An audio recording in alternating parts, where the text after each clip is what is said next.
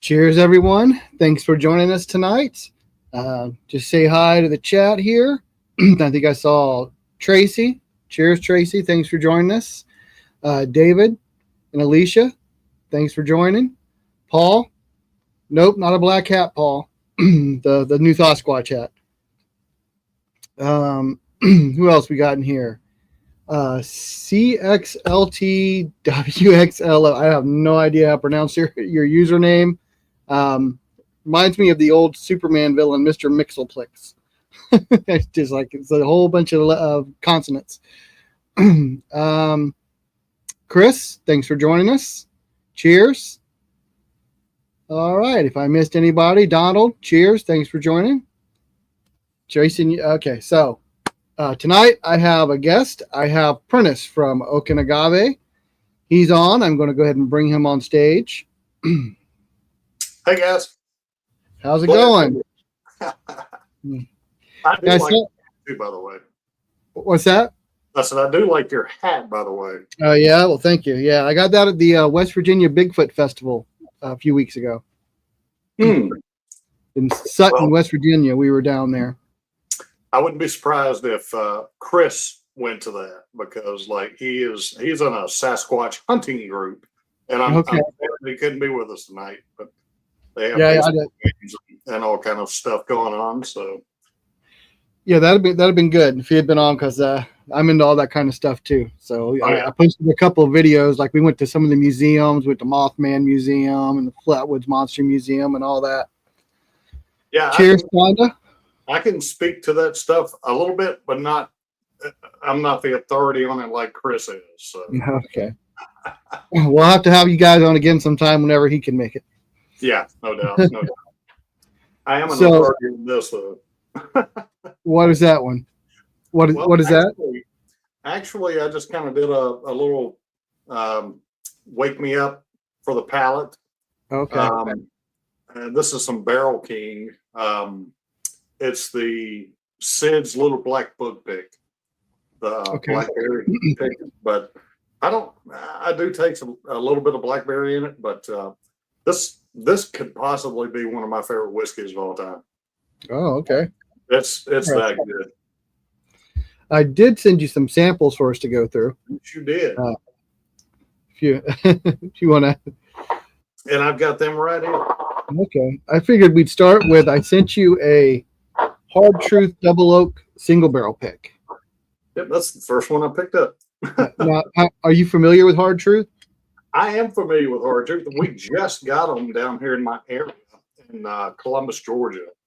But I have not had any of their stuff yet. So I'm excited about trying this one. Yeah, so we have a barrel. We did a barrel pick at Hard Truth, and it's actually going to be coming out in August. It's going to be available for sale in August. And while we were down there, I did pick this up from the gift shop. It is a single barrel double oak from the gift shop at the distillery. And where are they located? They're in Kentucky, right?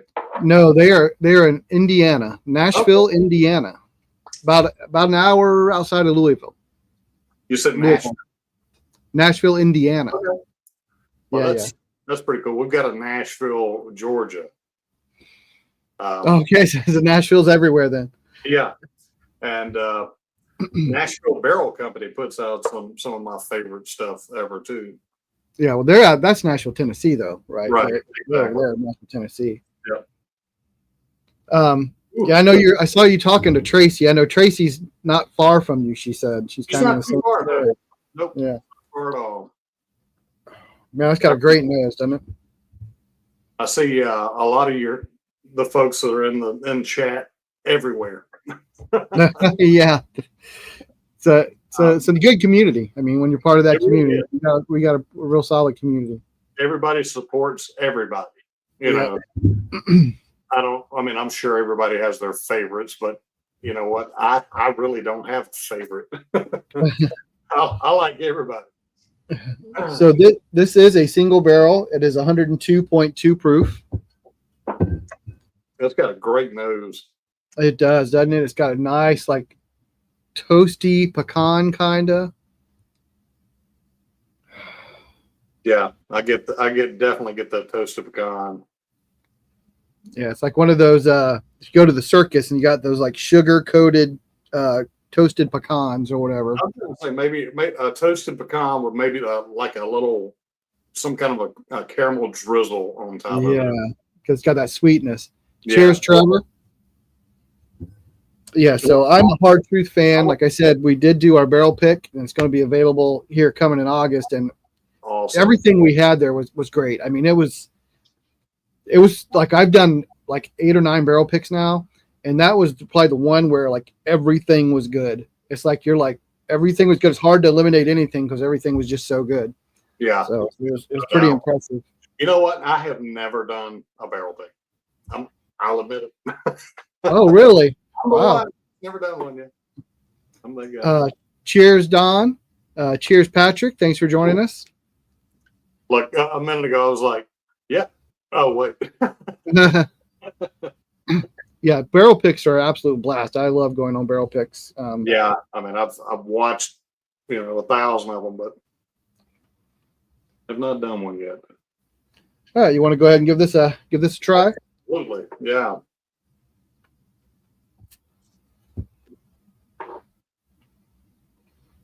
Oh, wow. Such a nice drink, isn't it? Nice pour. It really is. It's kind of unique. Very sweet forward. Very little Kentucky hug to it at all. I almost get a little bit of cinnamon toast crunch on it. No, it is a double oak, but it's a double oak sweet mash rye. So it's a double oak rye. There you go. Okay. Yeah, it's I'm a big fan of it. I thought it's great. But like I said, I'm a big fan of Hard Truth in general. So what distilleries do you have down there by you in Alabama? I've got 13 colonies. Oh, so you're not far from 13th Colony. Okay. I'm about an hour and a half from them. Let's see. I've got Richland Rum is right here close to us. Actually, Bruzel is building his distillery about 30 minutes from me. Well, that's not far at all. No. Thank you, Paul. And yeah, I guess I didn't mention it, but we will be having our duck race tonight. For every $5 you send in Super Chat, you get a duck in the race, and the winner gets to pick one of the bags, A, B, C, or D. Each one has a blind flight. So, yep, there you go. If you're interested in the duck race, just go ahead and send in your Super Chats. So I live near River Roots. I don't know if you've heard of River Roots. I have, yeah. Yeah, so I live about an hour away from River Roots. And today they kind of announced they had a special drop at the distillery. So I ran up there and picked it up. It is nice. 20-year American light whiskey at 141 proof. Holy smokes. So I was real excited for that because I don't know if you've had any of the American light whiskey. I'm a big American light whiskey fan. You know what? I don't know. I've just not tried any. I saw the Penelope 17 at my local store here, but I was like, It's very good. Okay. Well, definitely need to try it then. Cheers, David. Got it. Cheers, Chris.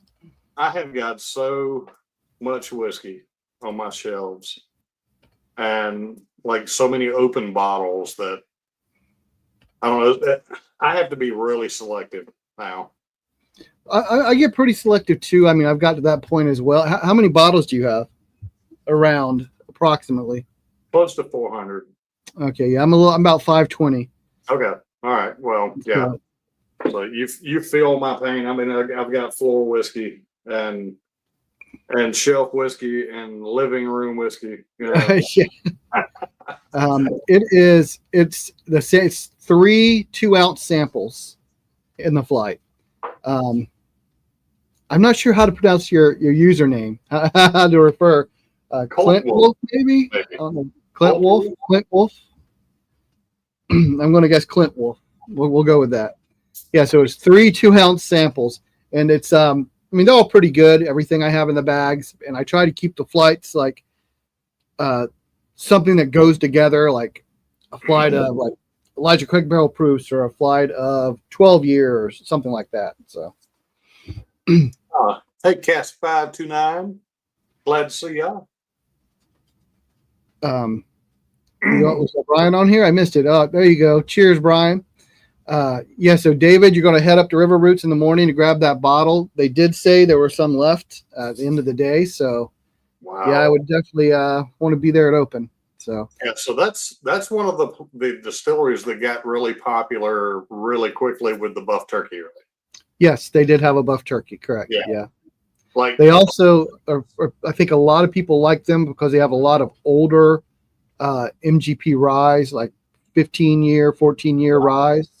Yeah, those ryes are really get much better as they get older. I'm not a fan of the younger MGB stuff, but when they get older, they get really sweet.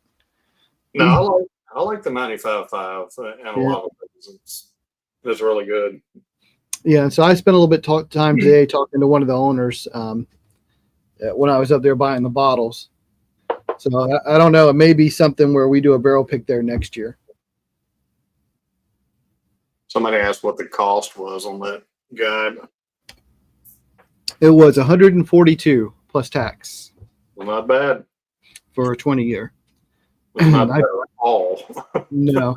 So the Penelope is the 17-year runs right around $100. So it's a little bit more expensive, but it's a little older, higher proof, and it's from a smaller distillery. So right. But yeah, I'm excited. I actually got to sample it at the distillery. They had a open bottle that you could have a sample before you bought it. It's really good. I liked it. You were sold right then, huh? Yeah, absolutely. It was definitely good. So yeah, a lot of distilleries that you've never heard of before, just all of a sudden overnight, just bang out some big bottles with the turkey, and become really famous. Overnight success, I guess, with the buff turkeys and some of the older. Yeah, they got some of the other like older stuff too. When you get some 15-year, right, like even beams and stuff like that. But now, obviously they sourced it all, obviously. But sure, yeah. But a lot of the NDPs are doing a lot of really good things. Like, Short Barrel, for instance, they're NDP, and they put out some really, really fine stuff.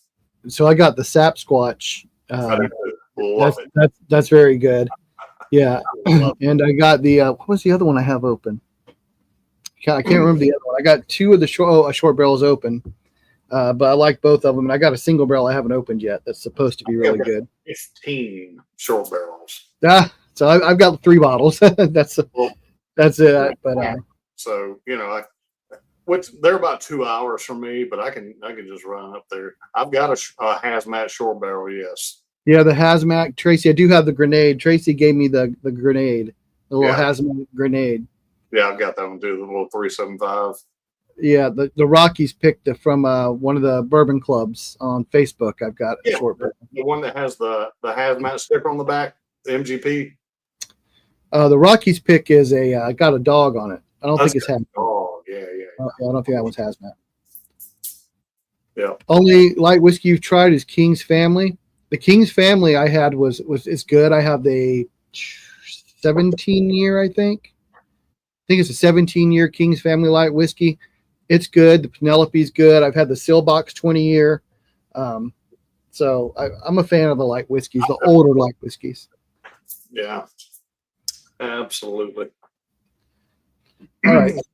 So you guys talk about Bigfoot and spirits and all that stuff too, right? Yep. Both kind of spirits. Kind of spirits. Yeah, so I'm not going to get into religion or anything like that, but I was sitting in the airport and on a layover yesterday, and I had a Catholic priest that was in there. He was in collar and everything,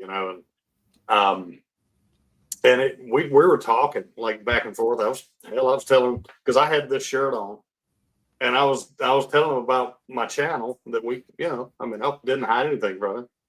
And because Catholics, like, they drink whiskey too, right? At least wine. Yeah. At least wine, I know. So anyway, he said, "Are you Catholic?" And I said, "No, I'm not. I'm Baptist, Christian." And he said, "But you do believe that there is a devil or an evil entity, right?" I was like, "Absolutely, yeah." So he said, "I got something for you." And he reached in his backpack and pulled out this little bag and had these. I forgot he was talking Latin. He said, "This is the whatever." I don't even know what he said in Latin. But it was a charm. It looked like a silver small dollar. And I was in Wisconsin yesterday, and it looked like a small charm. And he got it, and he said that he picked it up in Rome when he was there a couple of weeks ago, and it is a charm that's supposed to keep evil spirits away, like evil stuff, temptation or what have you. David, is that what the charm's called, or is that like the distillery you're about to try? Spotted Cow. Oh, Spotted Cow's a beer. Okay. There's a beer up there. Yeah. What are you talking about? In Wisconsin. And we drank 8 pitchers Monday night of Spotted Cow. Well, I'm going to be up in Wisconsin the end of August with a number of my Patreons, because we're doing a barrel pick at Driftless Glen for the channel. Oh, wow. Nice. So, yeah. So we have the Hard Truth being released in August. Then at the end of August, we're doing the next pick that'll be released in like October. Very nice. Yeah, so, that Spotted Cow was so good. Oh, my goodness. And we had cheese curds with every meal.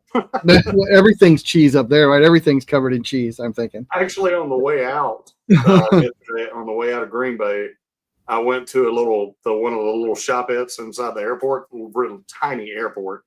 Cheers, Jim. They had cheese curds that they were selling in the airport. So I got cheese curds are the bomb. I got a bag of them to take home to my wife. Well, we've had cheese curds a few times down here, like in Ohio, but I'm sure the ones in Wisconsin are much better. Something we'll definitely have to try. They're so good. Yeah. All right. So the next bottle we want to try here, I sent you a Lake Erie Distillery, Champion's Choice. Look, that was the next one I picked up. So this is a distillery about 45 minutes from my house that I went to, and I really like this bottle. It's like nobody around here even talks about it. Nobody's ever heard of it. It's only sold here in Ohio. And but I like to introduce people to it because I think it's a really nice bottle for a little craft distillery. Oh, it smells good too. Yeah. I love bourbon. So I find this one's got a lot of vanilla to it.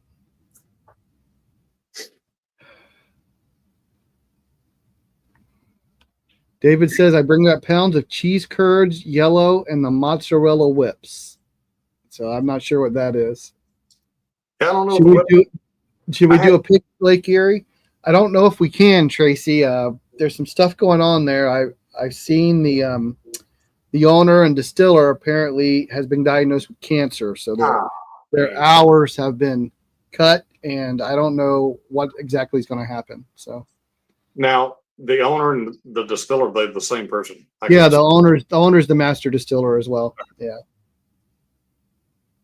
I was like, that would have been too much of a coincidence if it would have been two people, you know. Clint said that you could tell you like bourbon with your 400 bottles. Yeah, no doubt. Well, to be transparent, they're not all bourbon. I've probably got 50 bottles of tequila. I have one bottle of tequila. It's like 2 fingers tequila. I don't really do tequila. Yeah, when my wife said he's sick, he's very sick.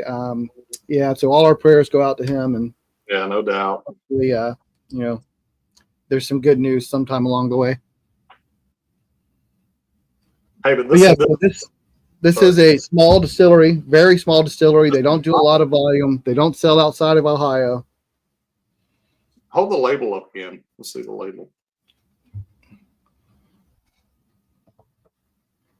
Okay. Yeah, it's a nice label too. Yeah, it is. So it is what is it? 116 proof. Hmm.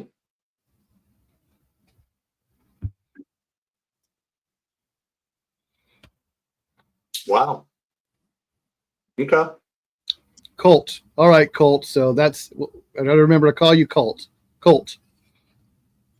If you haven't, you should go ahead and like and subscribe to the channel.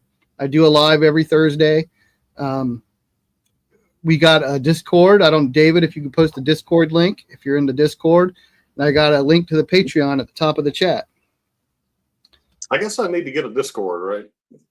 Yeah, just about everybody has one. I had one of my Patreons help me set it up because I had never done Discord before, so they were nice enough to give me a hand. Yeah, so you're in Discord. So yeah, David, if you get a chance, just post that. There you go. There's my Discord link. We were chatting before the live, and Brad, who I have not seen posted a picture of his Whiskey Sippers Glen. We have, branded merchandise. We have a Glen up there. He had his Whiskey Sippers Glen, and he poured it full of a lager, like drinking beer out of his whiskey Glen. So, like sometimes I'll have a Mick Ultra as instead of. And there he is. I speak of the devil. I said something. There he is. So yeah, he started a little stir in the Discord before the live. Yeah, sometimes I'll have, instead of water, I'll have like a Mick Ultra or something like that to clear the palate between, and I'll rinse my Glen out with it. So what do you think about this bottle? Yeah, it's really good. They've done a good job. It's a little young, I think. It's 6 years. Oh, really? Okay. Yeah. Yeah, it's fine. To Hard Truth arrives, get the Blue Note. Oh, yeah. So I have a Blue Note pick for sale in my store right now. We did a Blue Note pick. It's for sale. Hard Truth's coming.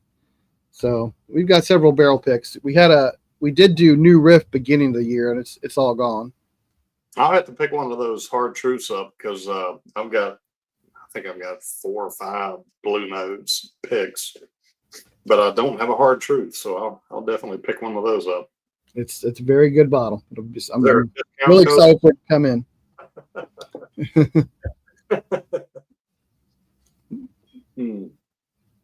So yeah, I'm a fan of this bottle. I think it's a good little distillery, and I encourage people to visit it. I love when they're in this area. That's been our focus, is smaller distilleries, craft distilleries.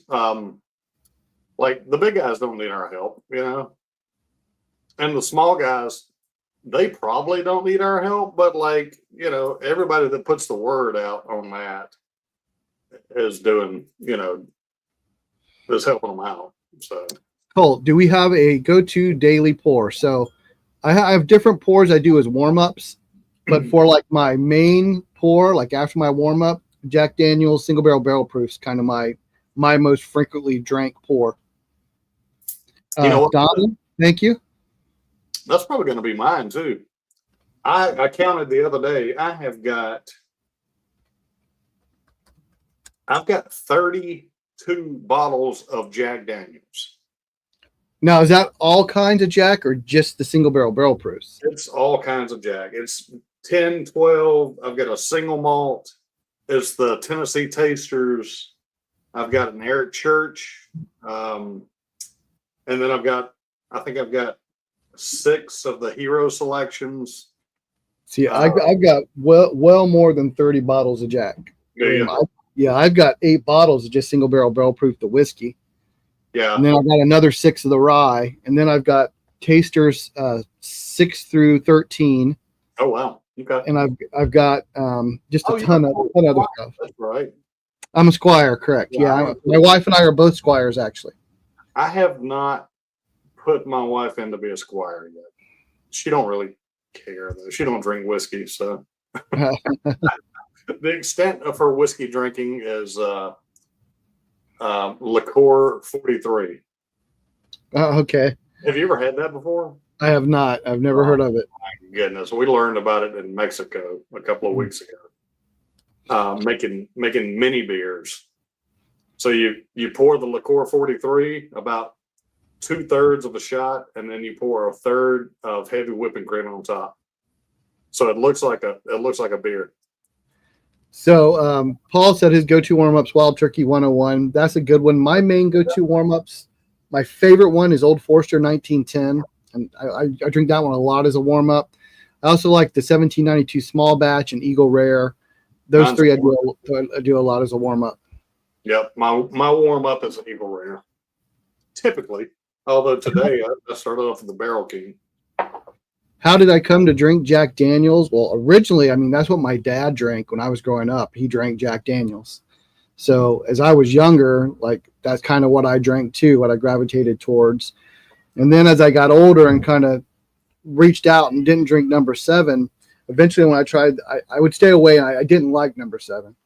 But when I tried the single barrel proofs, that's when I really started getting like, okay, yeah, I really like Jack. It was the single barrel proofs that did it. Yeah, I used to like drink it as a teenager. Yeah, my wife nominated me as a squire. She was a squire before I was. That is awesome. That is awesome. She got made a squire by one of the employees at Jack Daniels. That's really cool. I was at the distillery doing a tour one time, and that's when I learned about the Squire Association. And I asked a guy there, I'm like, how do you become a squire? He said, you got to be nominated by one. I'm like, okay, I don't guess I know any squires. And then I met a squire, and he nominated me and became a squire. So Colt said, do you guys remember the first few bottles? That's what started our selection. So I used to drink, I mean, it was Jack Daniels, Jim Beam White Label, and really for my go-to was Knob Creek 9. When I started kind of expanding and really getting into whiskey, the thing that kind of led me into it was the Weller Antique, because everybody was talking about it. I wanted to try it. I'm here in Ohio. We can get it.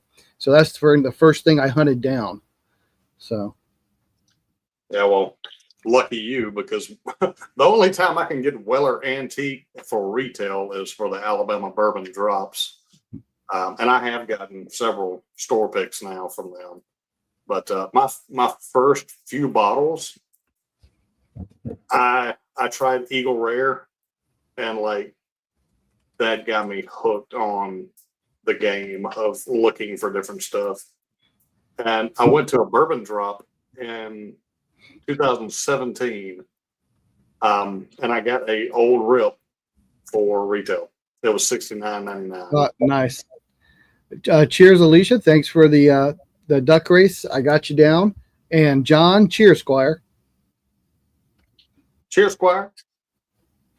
Yeah, so the kind of hunting the antique led me to the Eagle Rare and the blends, that whole, because Ohio, we get those base Buffalo Trace drops. And, you know, it was the first time I ever went and like stood in line and talked to people. It's kind of trying to understand what was going on and learning about it. This was probably like 2020. It was during the pandemic stuff. And that's kind of when I first started like expanding beyond just the base bottles, was during the pandemic. Yeah, I think there was a lot of people did that. Cheers, Marty. That's when the bourbon craze just really boomed during COVID. Yeah, up till then, it was just the basic bottles you get on the shelf is what I drank. So I didn't really even know what allocated was, you know, up until that point. During COVID, I was too busy trying to survive. I actually got the OG COVID, and was in the hospital for 2 weeks with that shit. Oh, I didn't get it till 2021, and by then it took me out. It wasn't so bad. Yeah, you had the cut down version of it. Yeah, I had like the third version. It was like Alpha and Charlie and Delta, and I had the Delta or whatever. I had like the third version of it, and it wasn't so bad. Yeah, I had OG. Marty, yeah. I got you. Thank you. The doctor came in and told me she was fixing to put me in ICU to intubate me to bring my O2 set up. No, you're not either. I'd get up and cover right now. So, Dean, Tracy, I got your Venmos. We'll put you on here. Dean, I haven't said you say anything, but I see your Venmo come in.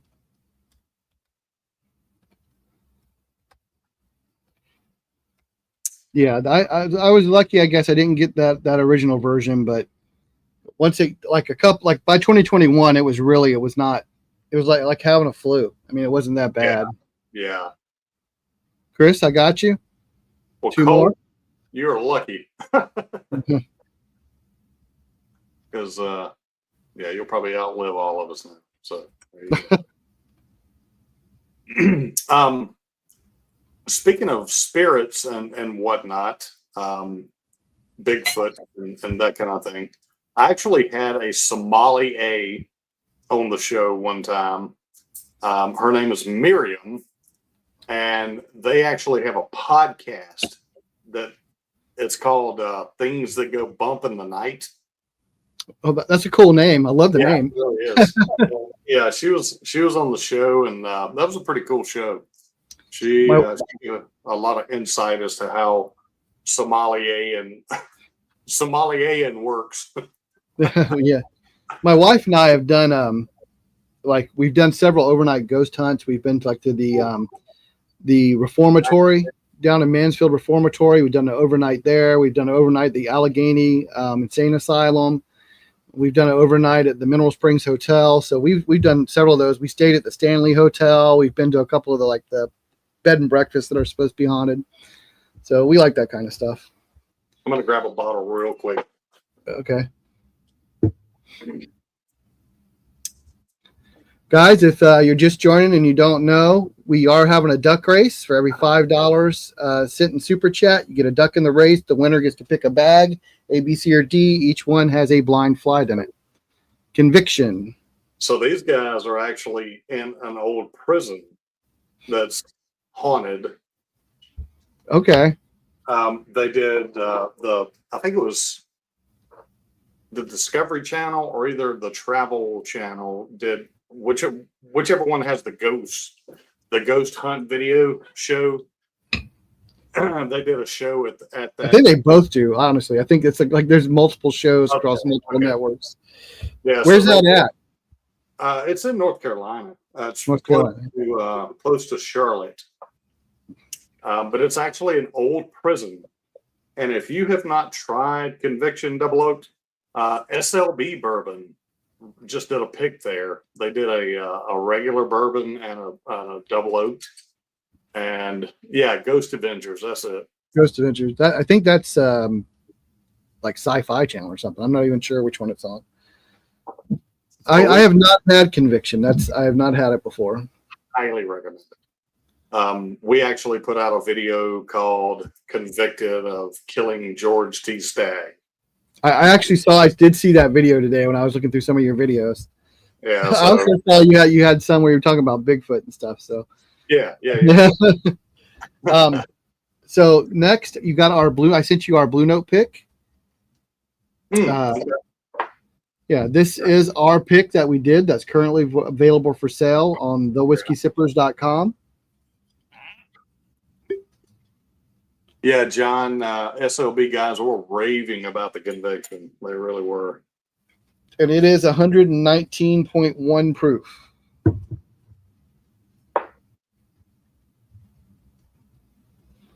Paul said he got the Conviction Double Oak and he'll share it with me. Very nice. Good. I'll get a chance to try it. Yeah, I've turned a couple of people on to it, man, and when they taste it, they're like, "Damn, okay." Blue Note is so good, dude. Yeah, I wish Memphis wasn't so far away from me. I'm far from everything, though. You know, except for the beach. This is a heck of it was like a 10-hour drive for me to get there, so it's not close to me. I'm close to the beach. That's about it. Which is good enough.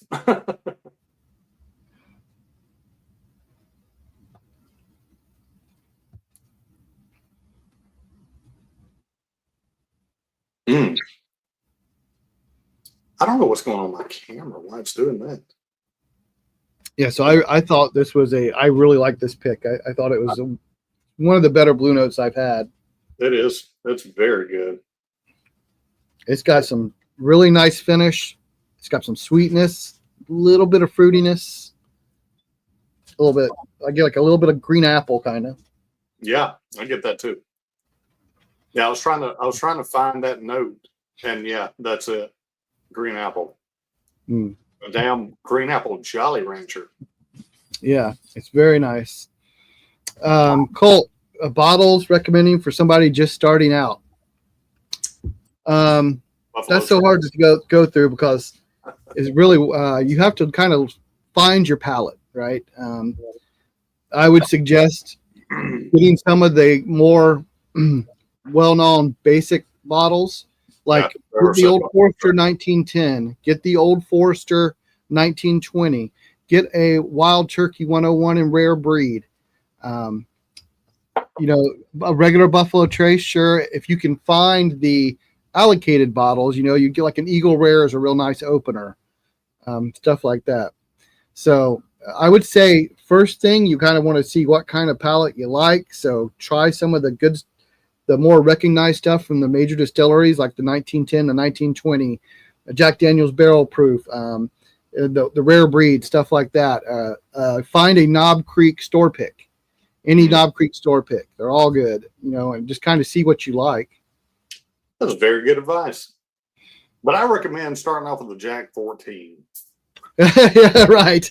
Just go blow $600-700 to get your one bottle on secondary. No, this is called Winkle, 15-year-old. Yeah.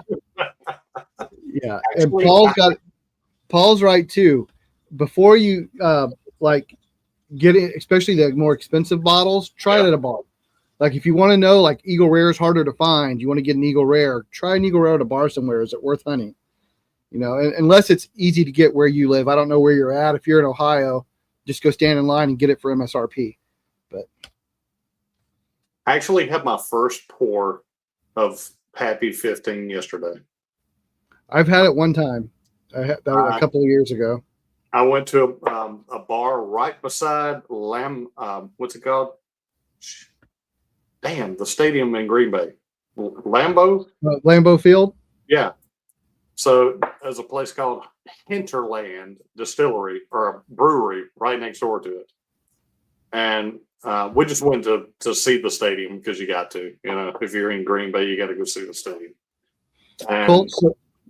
So he said he's got Early Times Bottled and Bond, Benchmark Full Proof, Weller Special Reserve, Eagle Rare, Redwood Pipe Cream, and Buffalo Trace. So you got a good start going for sure. Start, bro. Yeah. Now I will say, I love Early Times, best budget bottle on the market, but everything else you have listed, except for Pipe Cream, is Buffalo Trace. Yeah. Branch out, get some Wild Turkey, get some Jim Beam, for the Redwood. Get some Old Forester, stuff like that. So branch out a little bit. You got a whole bunch of Buffalo Trace there, unless that's just what you want to stick with. But I would say try some of the other distilleries because there's distinct differences between the distilleries on the palate. Yeah, if you can find a Old Forester Blue Label store pick, definitely. Yeah, if you like proof, that's the way to go. But I actually like the black labels even better. I love the black labels. I like the black labels a lot, but my palate likes hot, so I like the heat. That's kind of why I like the hazmat stuff. You can also go to our website, thewhiskeysippers.com, and you can order some bottles there. They ship to Georgia. You can get our Blue Note pick, and we got like Blanton Straight from the Barrel and Blanton's Gold and some stuff on there too. I live in Alabama. You can we ship there. Okay, sweet. Yeah, we ship everywhere except for like Rhode Island, Michigan, Tennessee, and Vermont. Those are the only 4 states we can't ship to. I got you. Hey, I need to get with you on some stuff after all this. All right. Yeah. But so you can go check out our website, and I have a good variety of bottles on there. Some different stuff you might not see, like some of the basic Rebecca Creek and Still Austin and some stuff like that. I've got the Spanish Oak. Rebecca I wish I had that one. I don't have the Spanish Oak. I wish I had the Spanish Oak. I've had it before. I like it, but I don't have one. I like it a lot. I've got about 6 samples that have been sent and that I have to do videos on. And like I said, Chris is so busy. It's just hard to get together. And when we do get together, we have to shoot like 2 or 3 videos at a time. And by the third video, it's I have to do a lot of editing. I'll just say that. Cheers, Sugar Kitty. Thanks for joining us. We do the same thing with my partner Devin when he's not out on deployment, and we'll go and we'll shoot a number of videos all in one day. That's why we try to mix videos. We do different types of videos. We'll do some where we're blinds or reviews, but we also try to do some where it's more like we're talking and we're not actually drinking, so we can kind of rotate those. I got you. Where you can get more in. Because if you just try to do like 7 videos and you're drinking in every one, you're just plastered. Yeah, you're All right, Trevor, let me go check that. Yeah, we start off like I got you, Trevor. I do like a 12-minute video the first time, and the second one's like 16 minutes, and then by the third one it winds up being 45 minutes. It's just a bunch of jibber jabber. All right, so I got one more sample I sent you. This is another distillery near me. It's here in Ohio. It's called Western Reserve Distillery. Okay. And this is a 10-year single barrel. Is that, what kind of bottle is that in? Is it like it looks like a Wild Turkey bottle, like the old one, like the Spirit? Or no, it's like a globe. It's a circle. They got a really cool bottle. Yeah, that's what I was. That's a really nice looking bottle. Yeah, it almost looks like a tequila bottle. They also make they make agave. I guess they can't call it tequila because they're not in Mexico. It's not made in Jalisco. Yeah. But this is a 10-year single barrel at 118.7 proof. Now, their older stuff, they do make their own stuff, the younger stuff, but like the older stuff is sourced. And I believe this is Barton. It's a source Barton. Okay. I like Barton. Not a whole lot that I don't like, but Yeah. We did. So Colt, Green River. Green River is good. You can get the full proof. The Blue Note we were just drinking is actually sourced from Green River. So it's Green River product that they ship down to Memphis. It ages in Memphis, but it's distilled at Green River.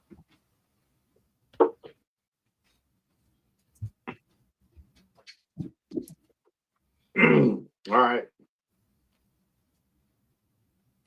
Wow. I like that. Oh, I'm sorry, Tracy. What I ignore? I got your Venmo, if that's what you're talking about, or did you say something I didn't see it? I apologize. Oh, can I describe state controlled? Okay.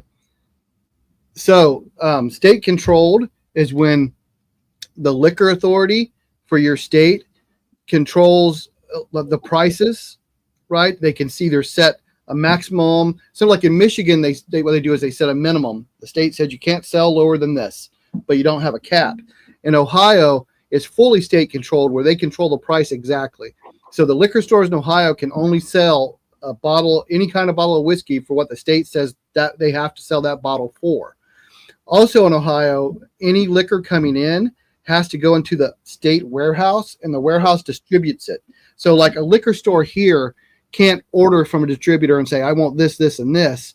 They have to put into the state saying, this is what I would like to get. And maybe they get it, maybe they don't. That also means the stores here in Ohio can't do store picks because they can't work directly with any distillery or distributor. The state does the picks, and then they distribute to which stores they want to have it. Same way with Alabama. Same exactly. Yeah, so that's basically state controlled. And there's like, I want to say there's 11 states that are state controlled. I might not be correct on that, but I think there's 11 of them. Brother, does Jack Daniels source to anybody? Uncle Nearest had some Jack Daniels. So when they started up, Uncle Nearest was using Jack Daniels. Because this one smells like Jack. It smells like a barrel brew. This is actually, it's very nice. Have you tried it yet? No, I have not tried it. But give it a try. It's good. It's very good. It's another one up here by us that a distillery people don't talk about that I think is a pretty good distillery. I tell people if they're up here locally in this area, it's one to go visit. They also have a great restaurant at this distillery. And that was the Western Reserve? Mm-hmm. Wow. That is... Again, you can only get it here in Ohio. That is great. Yeah. Is that what you said that one for last? You said Select Barrels of JD that sold to brokers. I'm almost positive when we talked to him, he kind of hinted this was Barton. This 10 years of Barton. This is great, dude. Yeah, it's very good. I liked it a lot. So when we went up to the distillery. They brought us in and they let us film. And he sat us down with he had this against Blanton State from the barrel and his regular small batch against regular Blantons, and he had us do a blind and compare them, see what we liked better. And I thought this was better than straight from the barrel when I tried it. When we did a blind. So. I've been to Cleveland. Have you? Okay, yeah. So it's near Cleveland. It's real near Cleveland. Yes. So Paul just said it's a west suburb of Cleveland where the distillery is. The hotel I stayed in, it was like you could see the airport out the window. It was right there. Yeah. So Lakewood is where this distillery is located. And like my wife said, the food was really good. So it's nice to go up there and have a few drinks and, get some bottles and eat at the restaurant. Yeah. Yeah. Man, this is great. Do they ship? No, I don't know. I don't think so. Do you ship? No, if you want, you can get with me after if you want something, let me know. We'll talk about it. I'll take care of it. Wow. Yeah, it's pretty good. Pretty good. Damn good. I like it a lot. Look, I wasn't supposed to save some to do a blend, was I? No. Okay. I just like to send a lot of times when I have a guest on for the first time, I like to send them some of the stuff that's here in Ohio. Yeah. That they probably can't get where they live, right? I couldn't get any of these probably, except for I've got Blue Note, but yeah. You know what? Just send me a message, Tracy. We'll definitely work it out. Yeah, they have a copy. That's a good point, John. So John, you must live up in the Cleveland area. They have special classes they do where they do cocktail mixing and stuff like that. I believe they also have that whiskey sommelier type class where you can get licensed and all that stuff. They have all kind of classes they do up there. Cool. So that was it for the samples, but I have something I wanted to do. I want some audience participation. So I want to do what I'm going to call the drink roulette. Here's what I want. I want the audience to give me 6 bottles. Name 6 bottles. If I have them and they're open, I'm going to put them on the wheel. I'm going to spin it, and I'm going to drink whatever it is. So, can I participate? Out there, can you participate? I don't have a Malort, Brad. So screw you. It's got to be something I have open. Yeah, I immediately went for the punishment pour. So yeah, guys. Stag 18. Okay, I do have that. You got a Pappy 15? Is it open? I do not have a Pappy 15. I had a sample. I drank it. I don't have the bottle. Michter's 10-year rye. I have it. How about a 10-year bourbon, Michter's? I do not have the 10-year bourbon. Let's see. What are we? Weller single barrel. Okay. Weller full proof. GTS. Hold on. Let's see. Weller single barrel. Weller full proof.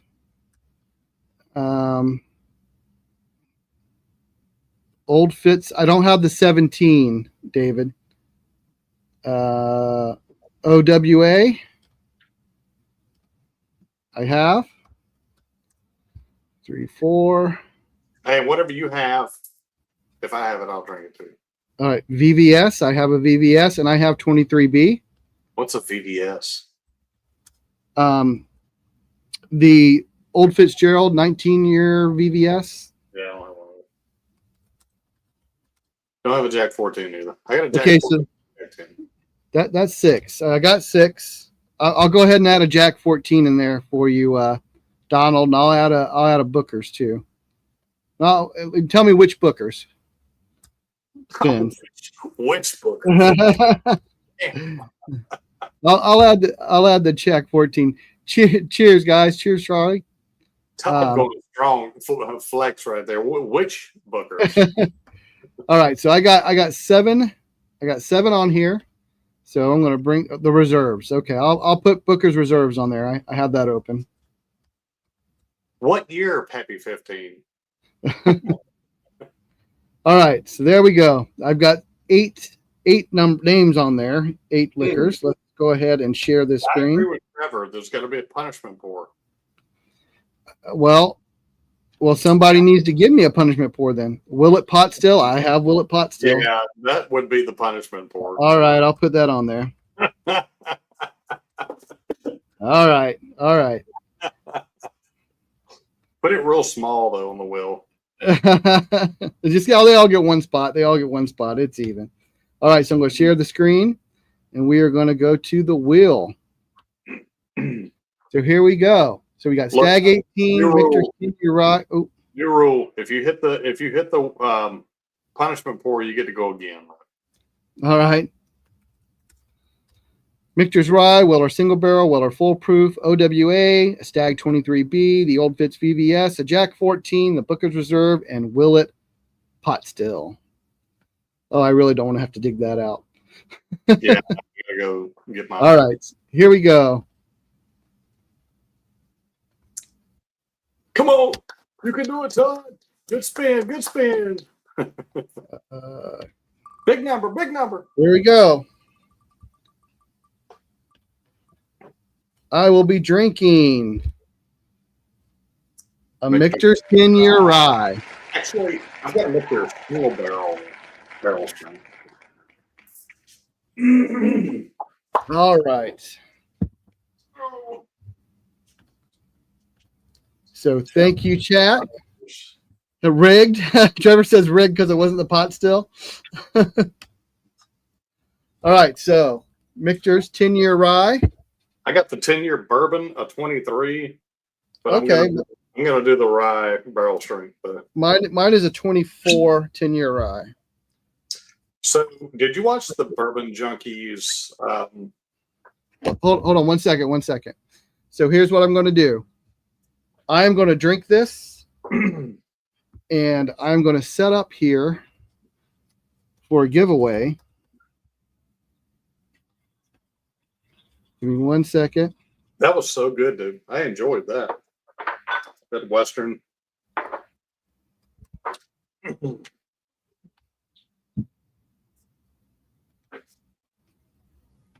So in the comments, hashtag Michter's 10, and someone's going to win a sample. Oh, shit. I'm going to. So hashtag Michter's 10 to win a sample of the Michter's 10-year rye that I'm about to drink, courtesy of the wheel. Oh, that's got a great nose. That's got a really great nose. Yeah, well, I'm just drinking the cheap stuff. What is that? The single barrel proof? The barrel proof Michter's? I love the barrel proof rye.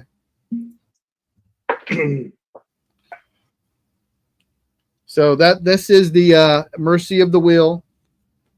And so I'll be introducing this time to time. We'll be drinking some pours and seeing let the wheel decide. So that would be my new little gambit to try and get the audience to interact. So if you have this at home, join us. Yeah, cheers, y'all. Look, cheers, y'all.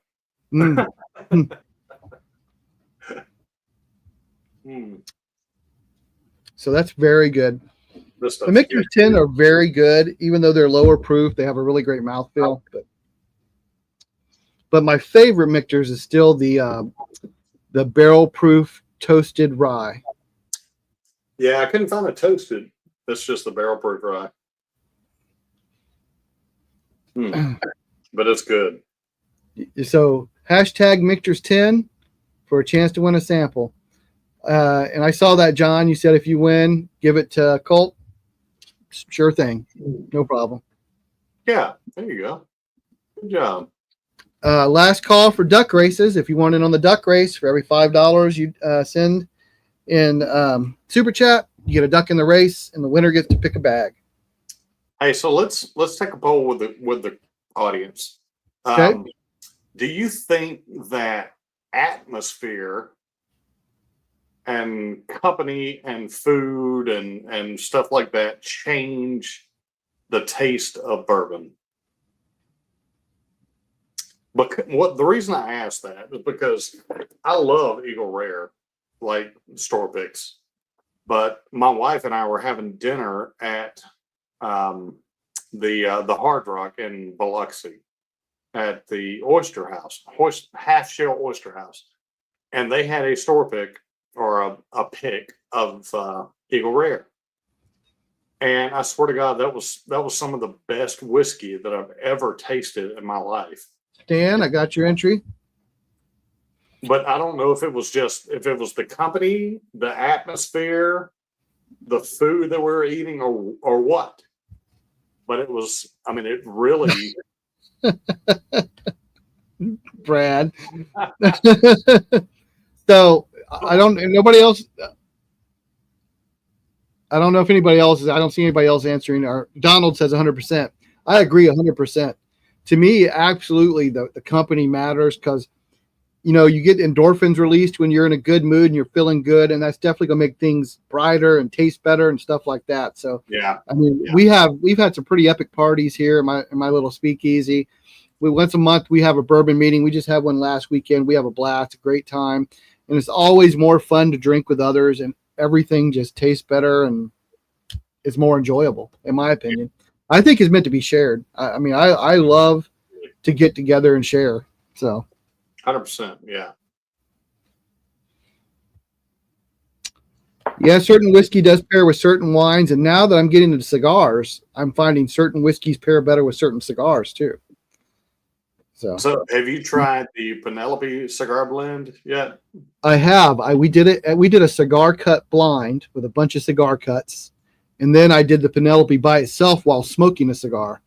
And there's 100% of difference between just drinking it and drinking it while you're smoking a cigar. Really? Okay. It was not the same pour because it came in dead last in the cigar cut, and it was very lackluster.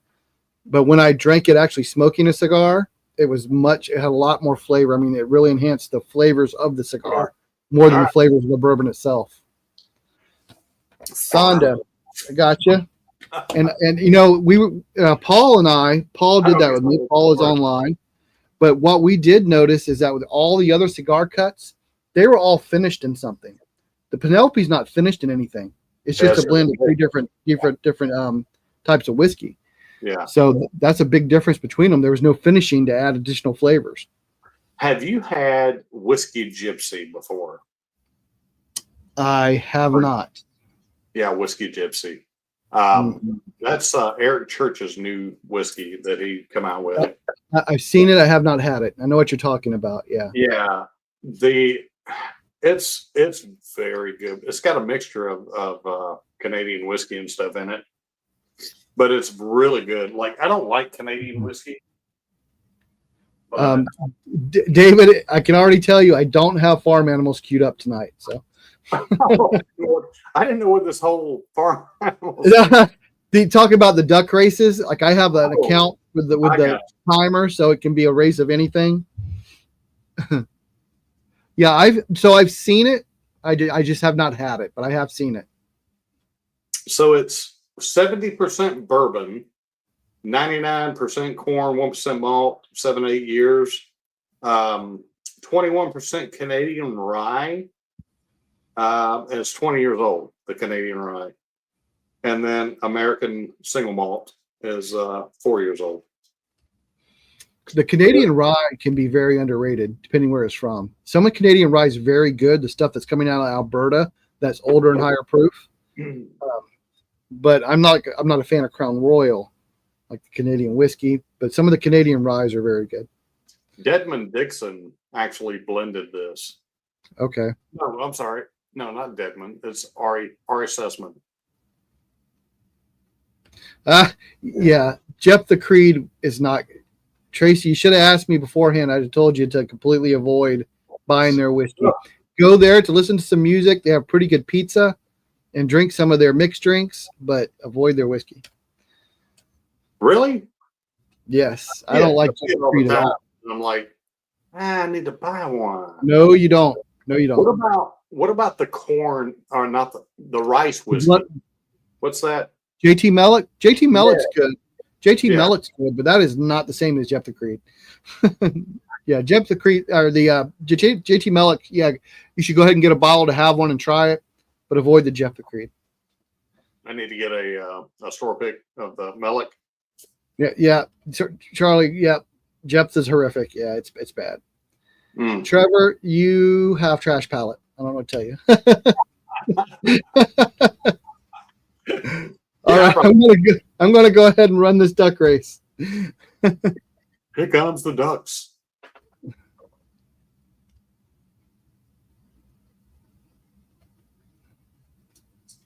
All right, let me get this set up. Rude. I'm just playing with you, Trevor. Just playing with you, Trevor. You know that.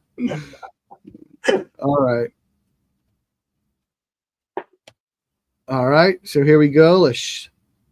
Oh, where's my shuffle? Flora Whiskey King. Trevor, do you have? Oh, there we go. 1, 2, 3, and off we go. All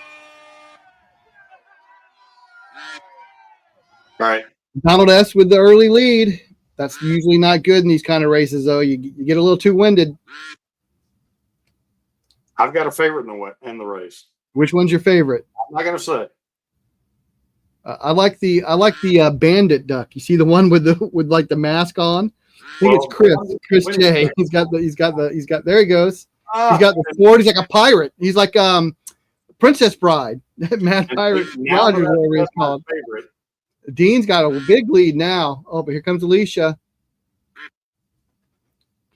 Oh, Dean. Dean's got Dean with the purple spotted duck, and Dean. Tracy missed it by that much. Zorro duck. That's what it was. It was Zorro. Like, it reminded me of Princess Bride. All right, Dean. You won. Dean, I don't know if you want to. I don't know if can you send a message? Way to go, Dean. Let us know which bag you want, A, B, C, or D. Oh, she said do another one. Tracy wants to do another one. So Tracy wants to put up either a set of samples of Hard Truth or Penelope. Tracy, put in what you want to do, and we'll do another race if people want. So, Dean. Tracy, don't do it. Dean wants D. Dean wants D. Tracy, you'll regret in the morning. Don't do it. Yeah. Hold on, let me get this canceled. Okay, so Dean wants bag D. Let's see what you got, Dean.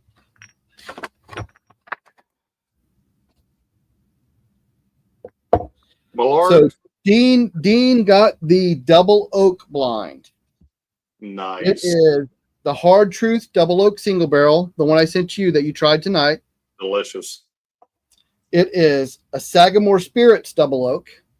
Okay. Double oak, right? Fantastic. Yep. And the barrel double barrel that came out this year. Not tried that one yet. So solid. There you go, Dean. There you go, Dean. You got the double oak blind. Congratulations. Tracy wants to do another duck race. She says a bottle of Penelope Rosé cask finish. 110 proof picked by the shared pours. I wish I could get my rose. All right. If anybody would like to do another duck race for a bottle of Penelope Rosé cask finish from the shared pours, go ahead and send your entries, and we'll do another duck race. Unless you got to go, if you can stick around, Prentice. I don't know. Yeah, I'm good. I'm way good. Yeah. So you guys, if you want to do another duck race, same thing. For every $5 in super chat, you get a duck in the race. and you can win a bottle of Penelope Rosé. Thank you very much, Tracy. Paul? Yeah. Hey, if it was anything besides rosé, I'd probably put it in for it. I'm sorry, Tracy. Marty, I got you. Very generous. All right. You know what? The pick may be totally different. Yeah, there's only a couple of Penelopes I like overall, honestly. I'm not a huge Penelope fan. I like the American Light whiskey. I like the 10-year and the 9-year. Have you had the marshmallow? I did not like that. I have tried it. Chris, I got you. Hey, thank God our palates are different. Like everybody's palates are different. Right. I mean, because we'd all be drinking the same shit, you know. Patrick, Donald, I got you guys.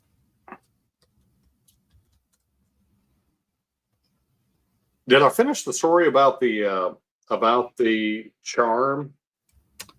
I don't think so. So the Catholic priest who gave me the charm, he spoke in Latin. He told me exactly what everything stood for on the charm. It looked like a Spanish, like sunken treasure coin, is what it looked like. I mean, it's really badass because I showed him. I had a Kenny Chesney. Whoa! Hold on 1 second. She said they can have their choice between the rosé pick or the American Light whiskey. I'm down. Wow. Yeah, so that American Light whiskey, guys, that is a hell of a bottle. Absolutely. Oh my gosh.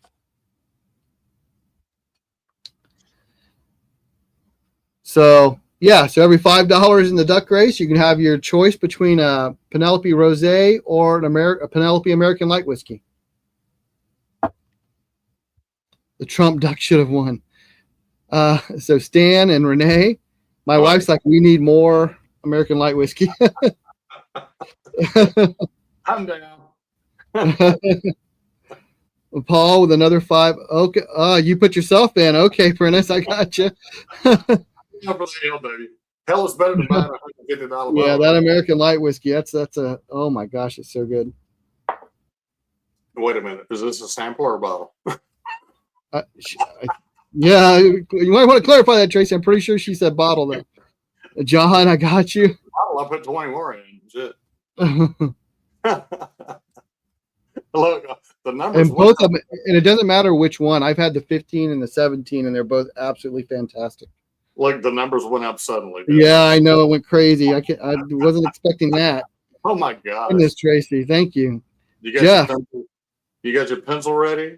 Yeah, right. I'm typing. What I do is I type it into a spreadsheet as I see on each entry, and then I just copy the spreadsheet over to the duck race. Look, it makes it easier than writing it. Folks, wow. All right. Renee says Tracy is wild. She is. Tracy's wild. Tracy's got a smiley face. Yeah, so. She's enjoying it. Tracy's great. Yeah. Brad, I got your entry, Brad, and Trevor. It looks like Brad and Trevor both. All right, go ahead with your story. Well, eventually we'll get done with it. It's like a silver coin. Yeah, he put the coin in my hand, and like he blessed it right there. He did all the Catholic stuff and said a special like Catholic prayer for the thing and me before I got on my flight. And I was like, dude, wow. I mean, I really felt something, you know. I don't know. Okay. But I was like, JF20, I got one entry for you. I'm guessing that unless you had more than one, I did get your entry. So she got this. It's a 17-year, so it's this one. That's a great bottle.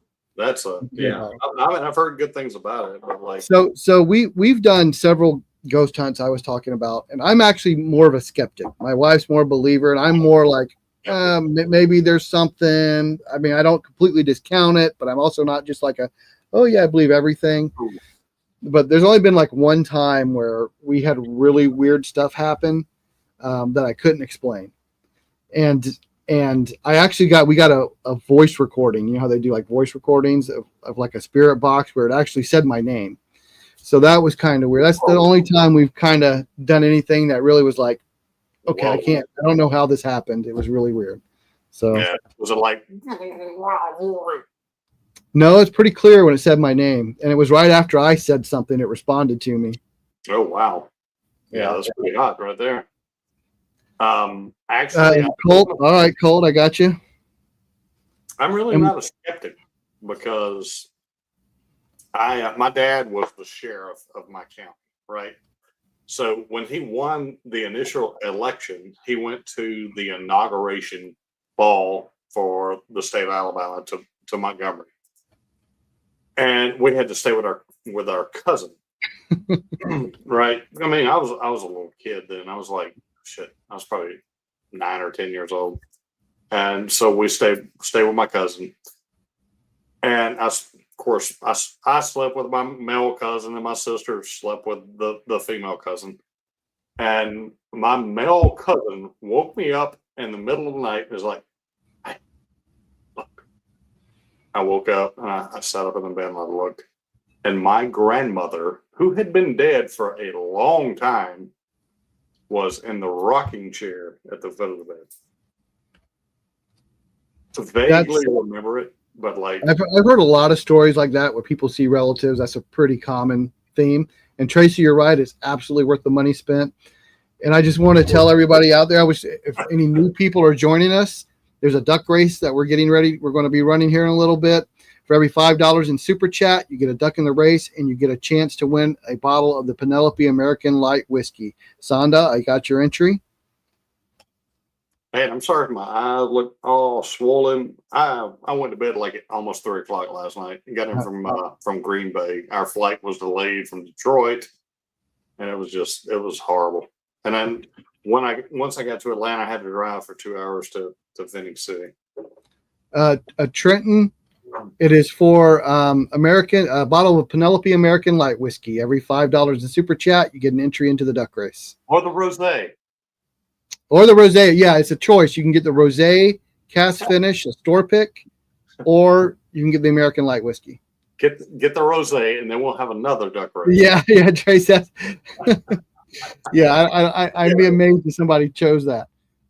Also, there right now we do have a right now there's a free giveaway for a pour of what I'm drinking that was picked by the wheel. So if you put hashtag Michter's10, the winner is going to get a sample of the Michter's 10-year rye. So that's free to enter. Trenton, I got you.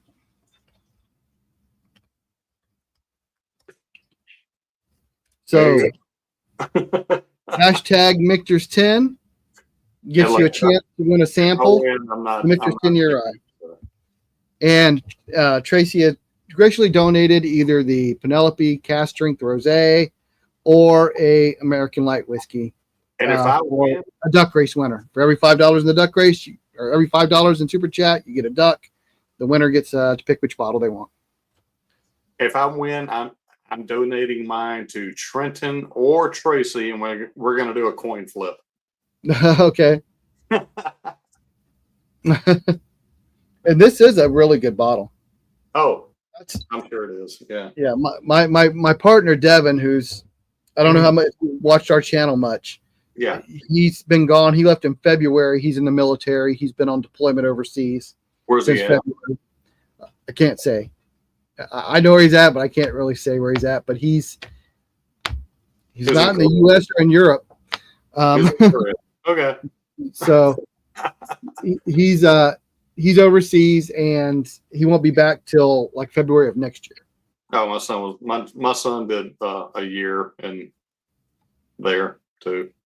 And this is his favorite distillery. He loves Michter's more than anything. So you're anxious for his return? Yeah, it's really hot where he's at. You're right, Renee. He complained the other day. He texted me and said you wouldn't believe how hot it is. Okay. Yeah, so we're all anxious for Devin to get back. Yeah, we are. We got several more months. Come back, Devin, safely. Yeah, absolutely. Come back safe for sure. with all your digits. All right, I'm going to go ahead and run the Michter's giveaway and see who wins the sample of Michter's.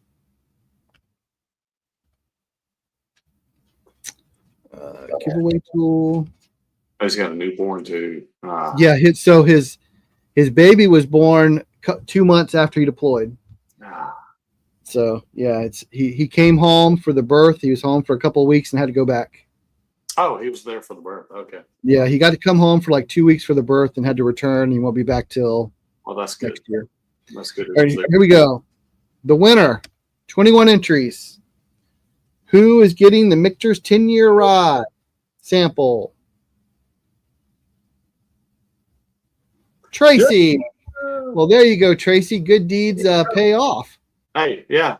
So look at that. You donate a bottle for people, and then you get to win a sample. There you go. Good vibes. Awesome. Ooh.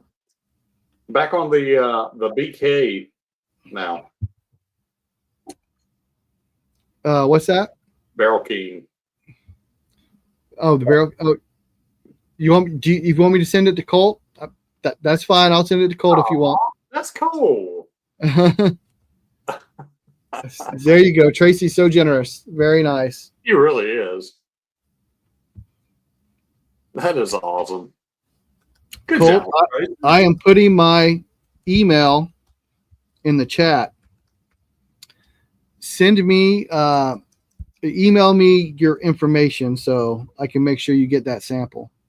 Dude, this community never ceases to amaze me.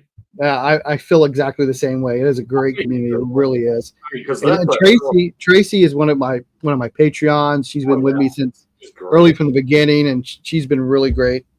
I've also did have the honor though of taking her on her first barrel pick. Oh, so her first barrel pick was one of our channel picks. So. Look, you can do that for me as well. I'm just kidding. The way I do it is whenever I set up a barrel pick and I know how many spots I got, the first thing I do is take it to Patreon. And my Patreons take up like all but one spot. Yeah. And then the last spot I do to my Facebook group. So that's like, you know, this next pick we're doing in Wisconsin, I think I'm taking 8 Patreons with me. So cool. Yeah. So I like to do that. And every pick we've done so up to this point, it's been somebody's first pick. Usually multiple people. It's the first time they've ever done a pick. Yeah. It's been with us. And I think that's great because that's a great memory you're always going to have. Absolutely. Yeah. I mean, I've thieved from barrels and whatnot, you know, but never. Yeah, there's nothing like a barrel pick. That's for sure. Yeah. Yeah. So just make sure you send me an email, Colt, and I'll make sure that gets to you. Tracy, good job.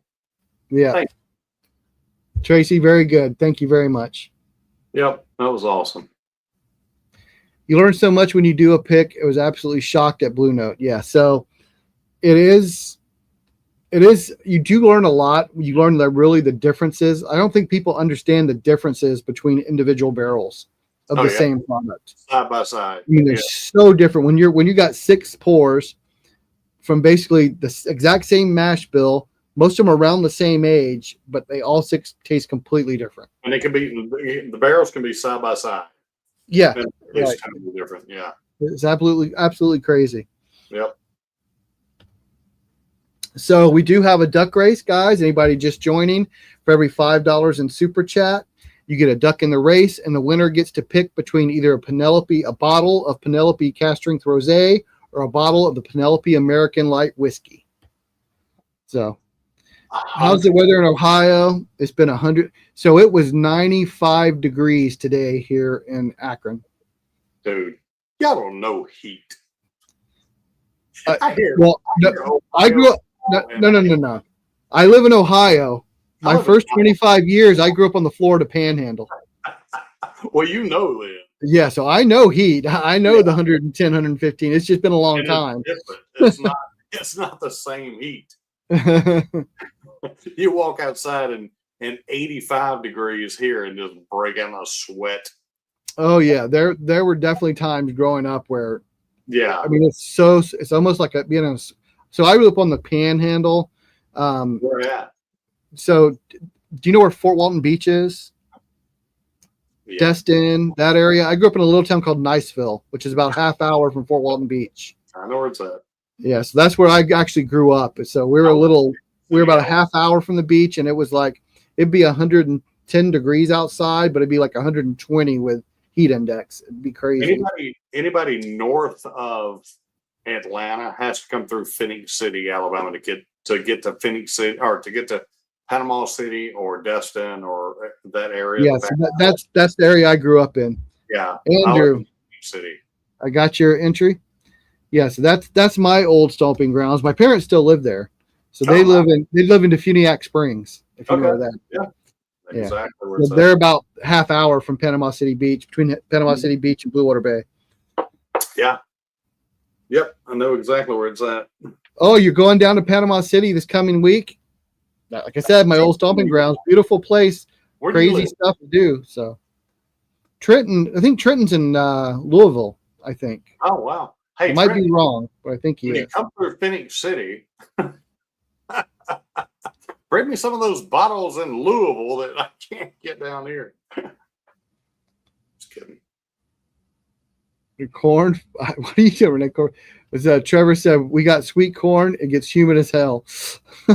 Yeah, no doubt. Hey, and the corn is beautiful, dude. Like South Georgia, when you drive through South Georgia and go to like Valdosta or Jacksonville or whatever, it's nothing but cornfields and cotton fields, and it's gorgeous. Yeah, I mean, I did quite a bit of time going through Alabama because, I mean, right there in that area, we were like 20 minutes from the Florala, so we were right there by the border. Floribama? Yeah, Florala, Alabama. So right there on the line between Florida and Alabama, there's that little town called Florala. Oh, okay. I know Floribama. So you cross it and you go into like Crestview. So it's right into that Crestview area. It's right there on the line. Floribama is on the beach.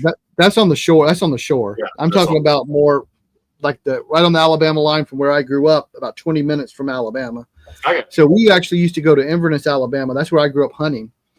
Gotcha. So and that's like, I don't know, we were like 30 minutes from Montgomery, where like the hunting property we would go to. Yeah. So I spent a lot of time in that kind of Alabama area. But you can't give me a roll tide? No, I can't. OH. I'll give you an OH. Huh. Oh, you.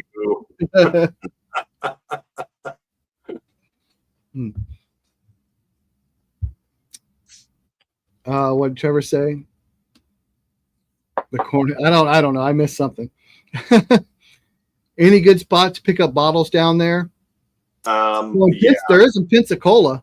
I mean, if you go to Pensacola, swear to God. Yeah. But that's a pretty good clip from Panama City. Now you're talking about an hour, 45-minute drive. I don't know about well, how far is IO. There we go. Yeah, Pensacola. Oh, I said OH. IO. What's IO? The Buckeyes. That's what they say. OH, and people respond to IO. Yeah, there's some good spots in Pensacola, Trenton. I'm not sure about Panama City Beach specifically. That's far from Panama City, though. What you're gonna find in Ohio is a lot of secondary prices. So I mean, in Florida, you're going to find a lot of secondary prices down there in that area because it's very touristy. And whenever you're in any touristy type area, you're going to find, and it's not state controlled, you're going to find that. So yeah, down there, you're going to find a lot of the stuff that's allocated is higher priced. But you're from Louisville, so I mean, that's the way it is down there too. It's going to be a lot like home. I mean, you guys, I know where you're at. You can find anything. The problem is how much it costs. Hey, Tracy, can I get a roll tide? She's not going to give you a roll tide. She's a dog. She's a Georgia dog. So. She's a DWAG. Yeah. She's one of them dwags. Yeah. So you're going to see something very similar to what you see in Louisville. maybe not quite as high, but you're still going to be see a secondary price on that allocated stuff. Yeah. I don't know. You might see higher. Some of the stores. I'm trying to be very politically correct on your show. Whiskey Wilson, cheers. From what I've like last time I was down there, we saw stuff secondary price, but not as bad as we've seen in Louisville. I mean, we've seen some really insane pricing down in Louisville where we're talking like $2,000-$3,000 for bottles. So God, and they will sit there. Yeah, actually, they do. Some guy fly in on his private jet and be like, "Yeah, whatever." Yeah. I know it's not the worst I've ever seen down there. The worst I've ever seen is Ocean City, Maryland. But you can find some pretty bad spots down in Kentucky. You really got to know where to look down there to find stuff that's decently priced. What's good about being in Louisville is popping in places like Michter's and buying bundles. Yeah, so you got access to the distillery, so you get stuff at like the distillery price, which is pretty much MSRP, right? So, Worry? Yeah. Oh no! I almost threw up my mouth a little bit, John. Anybody just joining? We do have a duck race. We're going to be running here very shortly. For every $5 in super chat, you get a duck in the race. The winner is going to get either a bottle of. They get to choose a bottle of Penelope Rosé Cask Strength or a Penelope American Light Whiskey. So, kind of last call for a duck race.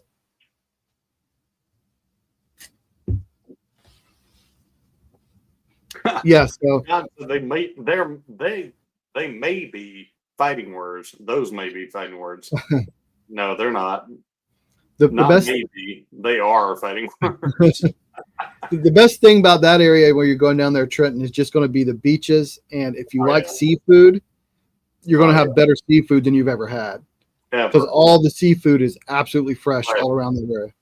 Yeah. So if you like seafood, especially because of where you're at, see, when you're down there in the Panhandle, it's not like Miami Beach type of Florida. It's still like southern Florida. It's like more like being in the South, but it's on the beach in Florida. So you're gonna get a lot of fried stuff, like your fried shrimp and oysters and flounders, all that. You'll get a lot of like the snappers, everything. It's gonna be prepared more southern style.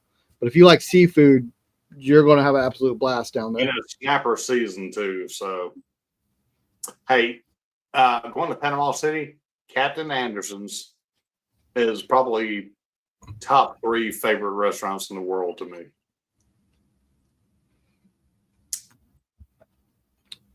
Yeah, you're kind of right, Tracy. Yeah, the Panhandle of Florida is really just kind of like Lower Alabama. Yeah, it's like being in the South, but you're on the beach. Hey, Dolphin Island is one of my favorite places on this entire earth. If you've never been to Dolphin, Dauphin Island, Alabama before, you're missing it. If you're ever in Destin, go to Crab Island. You got to go out to Crab Island. You charter a boat and go out to Crab Island. I've been there, but Dolphin Island, there's something special about it. Yeah, Gulf Shores is amazing too. So if you go to Dolphin Island, you ride the ferry boat over to Fort Morgan and then drive over to Gulf Shores. But you have to be back before dark because the ferry stops. And if the ferry stops, then you have to drive like all the way around. It's like 4 hours. Yeah. What I mostly remember about Panama City Beach is we would go there. I was in my 20s when I left. So I was more like in my early 20s, we would go to Panama City Beach and we'd go to like the Club La Vila. Oh, yeah. Spinnakers. Yeah. So we would go there to do clubbing because it was crazy. They had like multiple level nightclubs with the pools and all kind of stuff. The largest nightclub in the world. Yeah. So that's what I did. Now that I'm older, I'm sure. Yeah, Spinnakers. Yeah, Spinnakers. Club La Vila was the biggest one. Club La Vila was huge. They had like an indoor pool in the nightclub. It's crazy. It was like 8 levels, indoor pools, all kind of crazy. Yeah. So it was great when you were younger. Somebody's revamping that place. Oh, really? Yeah, and like reopening it. It's been years and years and years since I've been there. I mean, that was back in my 20s. Hey, thank you for your service. Appreciate it, Donald. Or David, sorry. Dude, I found out today that I've got Yep. a cataract. Yep, David was Marine. Yep. I can't see shit. Yeah. I got a cataract.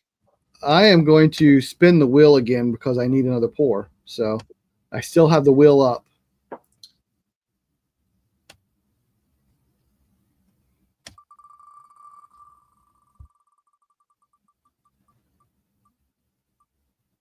Mm. Ooh. Ah. I've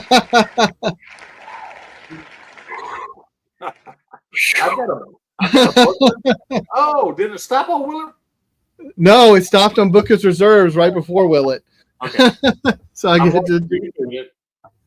My are you sure? Hey, I didn't pick the pours, Brad. It wasn't me. It was the audience. You blame your fellow audience members.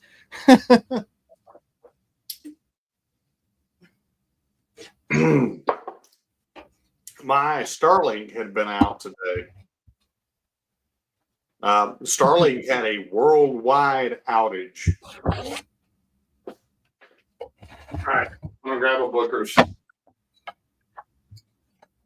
don't have that Booker's, but I have a Booker's. This is the best Booker's I've had. The Reserves was absolutely fantastic.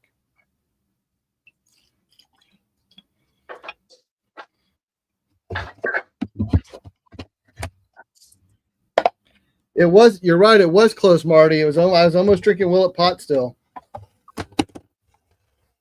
but I came out ahead on that one. I got. Oh, I don't know what this camera's doing, dude. It's like it blurs when it gets to like a certain position. I've got the 0423. It's the Storytellers. I don't have that one. Brad, no. So this one came from the distillery. We went to the Smoke and Oak dinner and we got it then. We do have a Reserves from Kroger though that Renee got. How are you getting all that good stuff in Ohio? No, this was in Kentucky. We got that in Kentucky. The Booker's Reserves. In Ohio, we get a whole bunch of Buffalo Trace stuff primarily. Wow. That's rough. Ooh, a little deep on that guy. All right. A couple more minutes. Just like 2 more minutes, and I'm going to run the duck race for the Penelope. So if you want to get on the Penelope American Light Whiskey or Rosé Cast Finish bottle for a duck race win, go ahead and send in a super chat. Bro, that stuff is like eating peanut brittle. That one, I don't have that one. My favorite Booker's before this was the, oh man, which year was it? Whew. 2022. 2022 is really good too, and that one's almost gone. But the Reserve was the first one I had better than that. As fast as into my eyeball.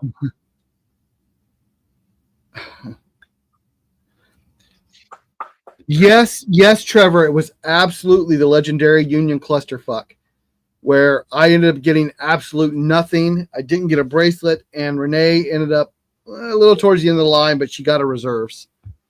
So Union have these drops where what they do is Kroger's in Northern Kentucky have these drops where you go and you show up, and then at a certain time they give everybody a wristband. Then they draw random wristbands for like the first 30 people to go in, and then the last number drawn is where the line starts, whatever number of wristbands you have on. Well, they had this one where they advertised it, and people showed up, and like maybe 3 times as many people as they had bottles showed up. I mean, it was absolute cluster. It was crazy. Wow. Yeah, not good. I know you did, Trevor. Way to go, Devin and I both got nothing. We didn't get a wristband. We lined up like we were supposed to, unfortunately. Got about half my GPS left. I've got like 2 ounces left of the one I have open. I'm gonna be so sad when Yeah, I'll be sad when that one's gone too. I've got the 2023 open with about 2 ounces, and this 2023 was a really good one. Yeah, the 135.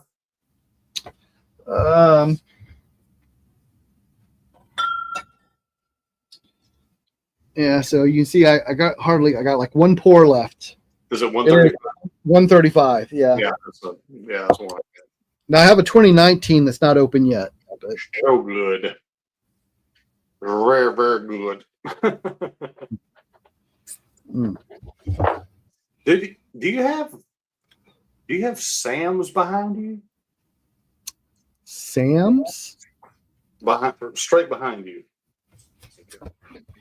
I've got a Thomas H. Handy. No, the boxes right there in front of you. Like, yeah, right there. Those boxes. Yeah. These are the bags that the blinds are in. Oh, I'm sorry.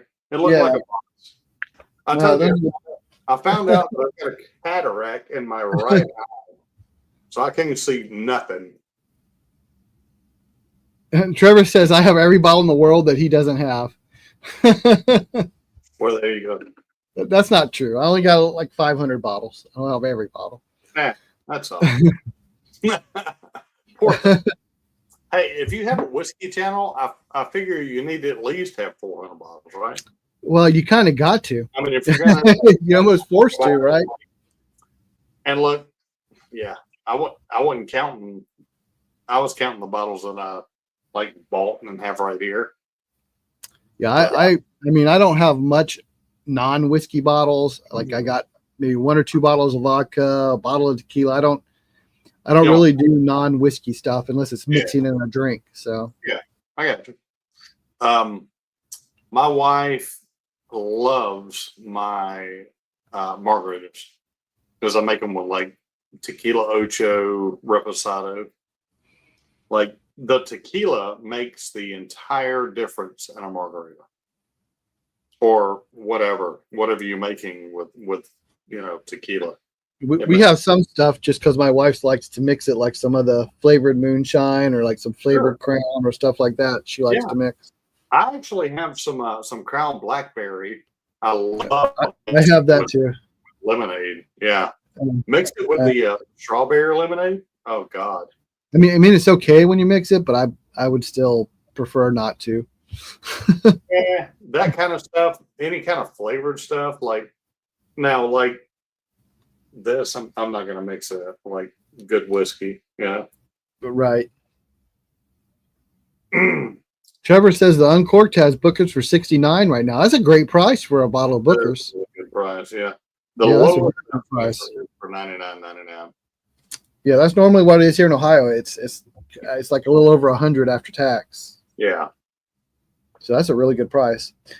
All right, I am going to set up and run this duck race. We're going to see who wins this bottle of Penelope. Oh, Agave! I'm pulling for myself on this one. Uh-huh. And we have 24 entries. And I'm sorry, but I am not donating this one. And let's see, we're going to do.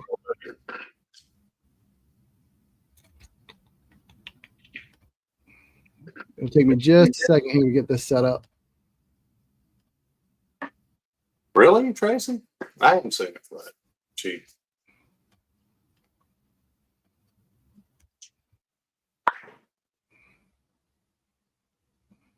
Of course, my local ABC store is in Phoenix City, and they don't carry anything. They're not a premier store. Like the closest premier store is in Auburn, and I have to go over there. Yeah, y'all like the video before you check out. Like the video. Yeah, hit like on the live stream, guys. It helps out with all the YouTube stuff that they do. The algorithms and algorithms. Yep, when it decides who it's going to show. Hey, go watch this video or whatever. Because it does. Watch this channel. 100%. So, since this is a monster bottle, we are going to do a monster race. 1 minute. And we are going to shuffle it 3 times. Shuffle it. And here we go. And away we go. Oh, Paul out with the early up, overtaken by Oak. Come on, Oak. Go, Oak. Oh, no, it's good. It's not good to have a lead that early. I know. We got some guys going neck and neck here. We got the white and the brown gorilla, King Kong. And there's a T-Rex. What am I? Oh, you're coming up from behind, though, Oak. Oh, You're coming up. Oh, now you're falling back behind. I'm not going to apologize. Because I put it in fair and square. This is really neck and neck on this one. Oh. Who's trying to pull ahead? Sonda's pulling ahead. If Sonda wins, we'll never hear the end of it. It's too early. Renee's going to win. Oh, JF20 pulls ahead and pulls the win. He was like sprinting out of nowhere, out of the pack. He just came out of the pack. It was like freaking one of the horses from I can't think of that right now. JF20, I hope you're still in the chat. So I need to get you, because that's a new name I'm not familiar with. There he is. Or he or there she. He is. Okay. He or she, or yeah. I am putting my email in the chat. You can get me the information. I'll make sure Tracy gets it. Tracy, I'll make sure you get my information.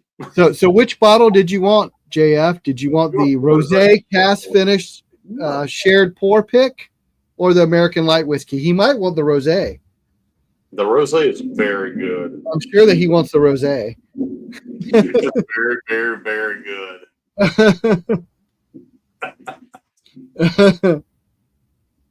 No, it's not bad, really. I've never tried store picking. We're waiting. Well, I've had the American light whiskey. Yeah, I'll take the American light. I'm just kidding. So make sure you send me an email with the information so I can make sure Tracy gets that. I don't want to give her email out or anything. So, send that to me and I'll make sure she gets it. And Trevor says he'll take it off your hands if you don't want it. So, look at that. The second one. Tracy's like, Tracy flexing. Yeah, she flexes on everybody. Oh, flex. Got a second one. All right. Well, Prentice, thanks so much for joining me tonight. We're getting off. You know what? We'll go till 8. How about that? We'll go till 8. Yeah, I'm good. I'm down. The show. Well, let's see what John's got something to say. He said you should have picked the Rosé because it was a combination of some pretty big YouTube channels picking it. Well, there you go. Shared pour pick. You should have. No, you still want to get the American light whiskey. You know what? I'll be right back. I've got to go use the restroom real quick. Yeah, I'll take over from here. So, while he's gone, what do you want to talk? I'm just kidding. Tracy, that was very generous of you to do that. That was freaking awesome. Yeah, he'll do that, no doubt, no doubt. No, don't leave yet. 8 o'clock. It's only 15 minutes, 14 minutes. Don't leave yet. Hey, and by the way, if y'all are not subscribed to Oak and Agave, it's going to give a shameless plug here, okay? Oak and Agave, subscribe, please. We appreciate it. We've got, I think I've got 5 or 6 subscribers. I don't know. I got 4 or 5 subscribers, and I appreciate that. Sorry about that, guys. Don't know how old you are, Prentice, but the older you get, the more often you got to use the bathroom, I swear. You're probably half my age, and I haven't been yet. So, half your age? I'm guarantee I'm not half your age. Well, yeah, probably not half, but close. I'm 52. What? I'm 52. There's no way I'm half your age. If you're 104, you're doing great. I look pretty good for 104, don't I? Yeah. Trevor wants to know the earliest you've been to an ABC drop in Alabama. 2:30 in the morning before. Yep. 2:30. That's the time I got the old rip. That was an annual drop. That's early in Ohio. We consider that getting there actually getting there late in Ohio. I mean, 2:30, you're like 15th in line. Right, exactly. And I probably was 15th in line. But and I still got an old rip. I know. The earliest I ever went was 9 a.m. the night before. I mean, sorry, 9 p.m. the night before. Now I have seen people get there on Wednesday for like a Friday drop, or like a Saturday drop. Oh, okay. Well, that's earlier than I've been. Wednesday morning, yeah. No way. Now the annual drop for Alabama is like they drop 23s and 15s and all that. The whole deal. GTS, WLW, all of it. See, that stuff's lottery only in Ohio. You have to win the lottery to get like GTS or WLW. They do lottery now in Alabama, but they do lottery for like 50 slots at 25 different stores. Yeah, Ohio will never drop BTAC. You're right, Renee. We'll never drop BTAC in Ohio. It's always going to be lottery. But guys, I should have done this earlier. I'm sorry I didn't. Here is the link to Prentice's YouTube channel. If you're not, you should go subscribe. Yes, you should. Yeah, so you actually have you have a lot more subscribers than I do. I think you're like at 5,000. We want you. Yeah. 5 a.m. at Heaven Hill, Paul. Yeah, that's late for Stag Week. That's what I was saying, Trevor. Like when we Stag drops here in Ohio, you better be there like midnight at the latest to have a chance to get it. Dude, I got a Stag, and my wife won the lottery for the first quarter drop in Bama, and I got in line for the drop. So we got there at like 9:30, maybe 9 o'clock. The doors opened at 10 for the lottery winners. And she was like, I think in that particular drop, because she won back to back. Like, I have never won a lottery, like a spot in the line. And I've been putting in for them every month for years, And she won the first 2 times I put her in, she won back to back. My wife won one of the ticketed Ohio lotteries here. She won an Old Fitz 10-year. They only pick females for like the husband.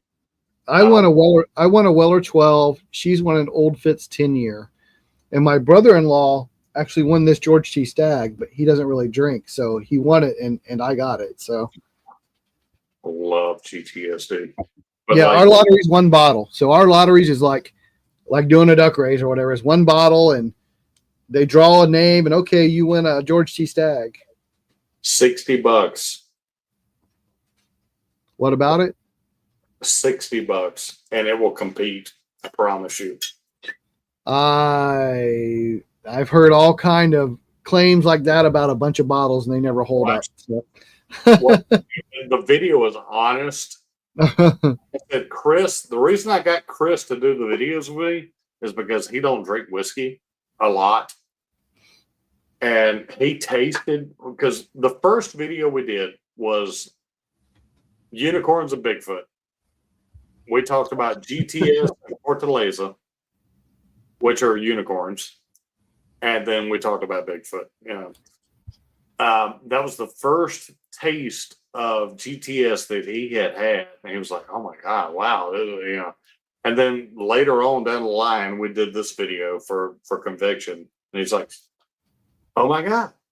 I, I don't know. I heard people talking about man, there was some other one that people were calling the Stag Killer. No, I know what you're talking about. It's the one out of Colorado. I've got the one. I've got it in here.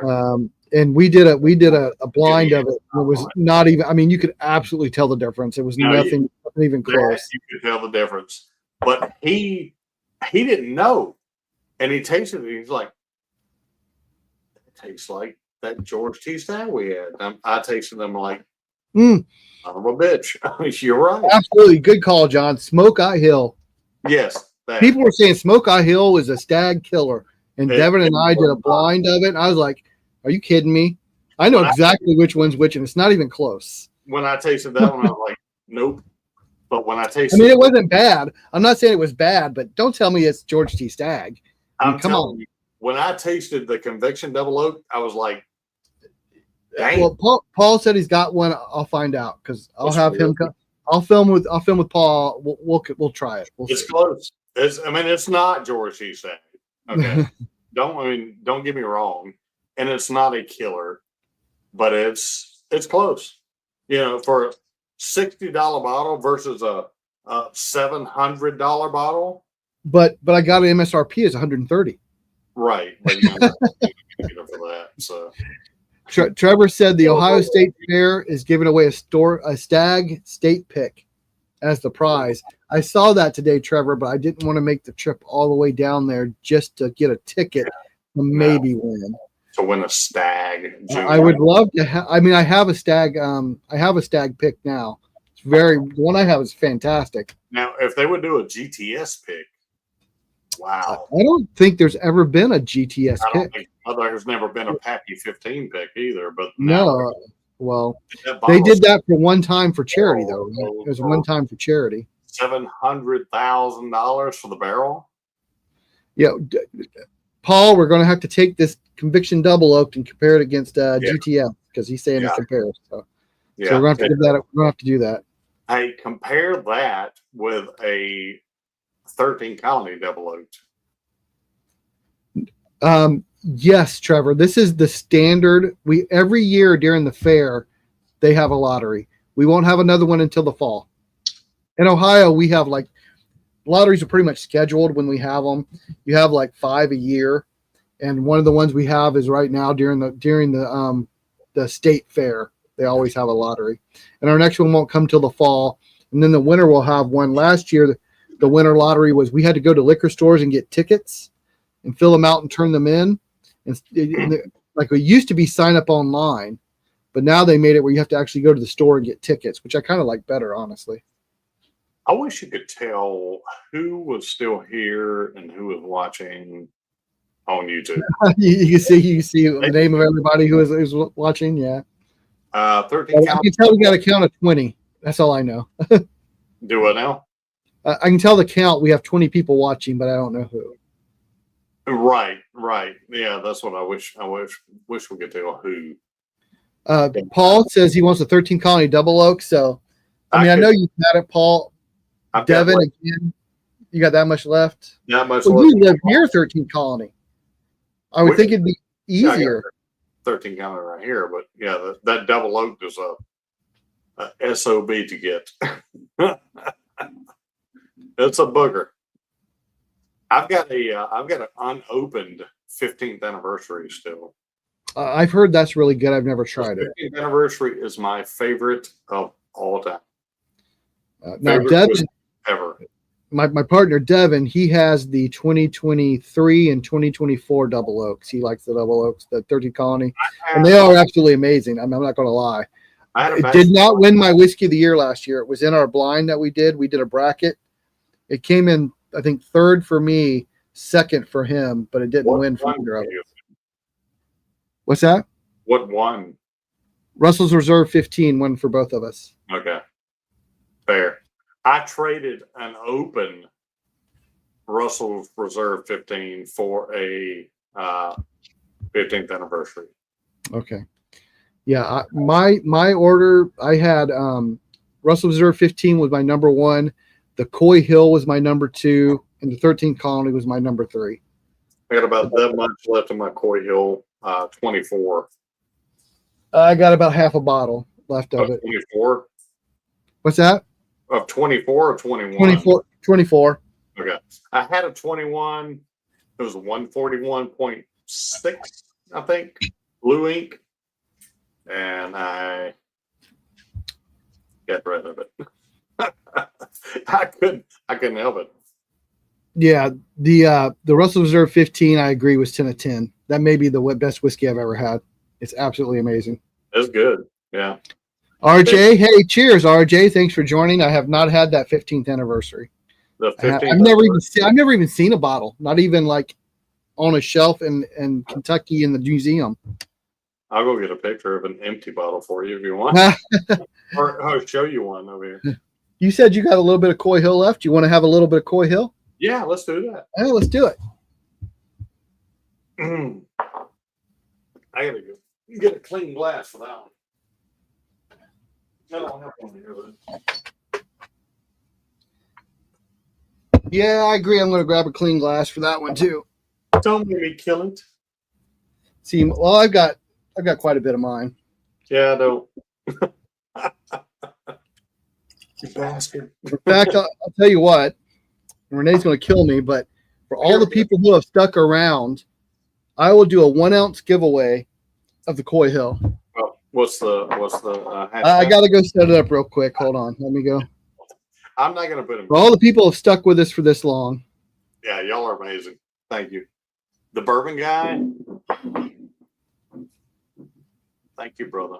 I think I've subscribed to yours now. I'm pretty sure. It is lightning here.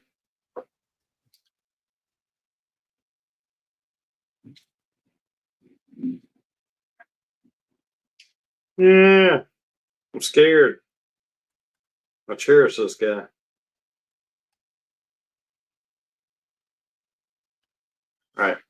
All right, so here we go. For a 1 ounce sample of the Coy Hill. Hashtag still here. And it is the 2020. It is last year's 2024 Coy Hill. I do not have the 2021. And this is 132.4 proof. Holy smokes. Mine's 123.9. Wow.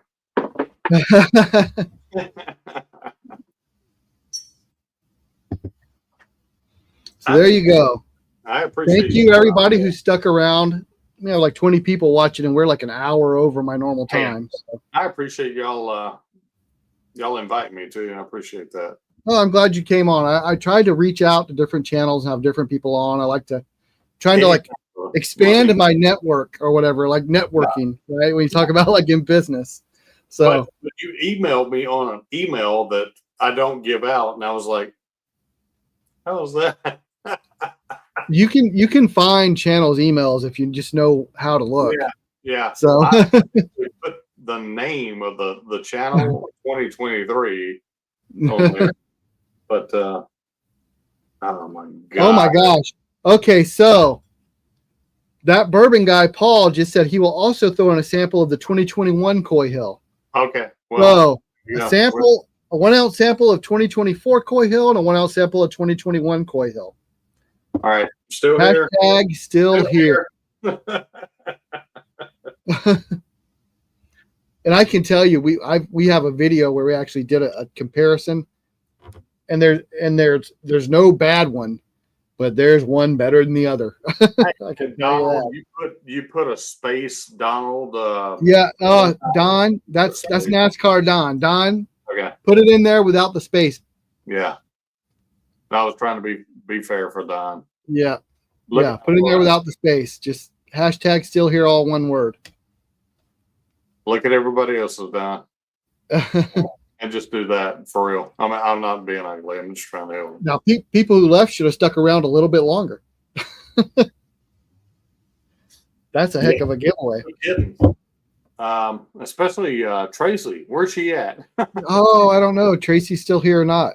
No, I think she's gone. She might be. Oh man, the nose on that Coy Hill is absolutely amazing. Even the 123 proof is just phenomenal. RJ said he had the 123 and 24.6. Both were exceptional. I've had the 124.6. That's what Devin had, but I think the 132.4 is better. Oh, the higher the proof, the better. Yeah. Hey, and Tracy had to go feed her husband. She's having a dinner. Yeah, Renee, you should text her real quick. Renee should text her real quick before I run this and tell her we're doing a Coy Hill sample giveaway if she wants to jump on real quick. I would do that for real. She's been so generous. She's been one of my Patreons since early on, and she's super nice. So is her husband. I met her husband too. Yeah, they're both super nice. Yeah, she comes on our lives or on my lives when I do live. We appreciate that. I don't do a whole lot of lives. We're talking about doing a certain day and a certain time and all that. We're still talking about it, but it's really hard with Chris's schedule. Renee, that's a good idea. If you want to just throw it in there and you can give it to Tracy if you win. I'd hate for her to miss out on a chance because I don't think she has one.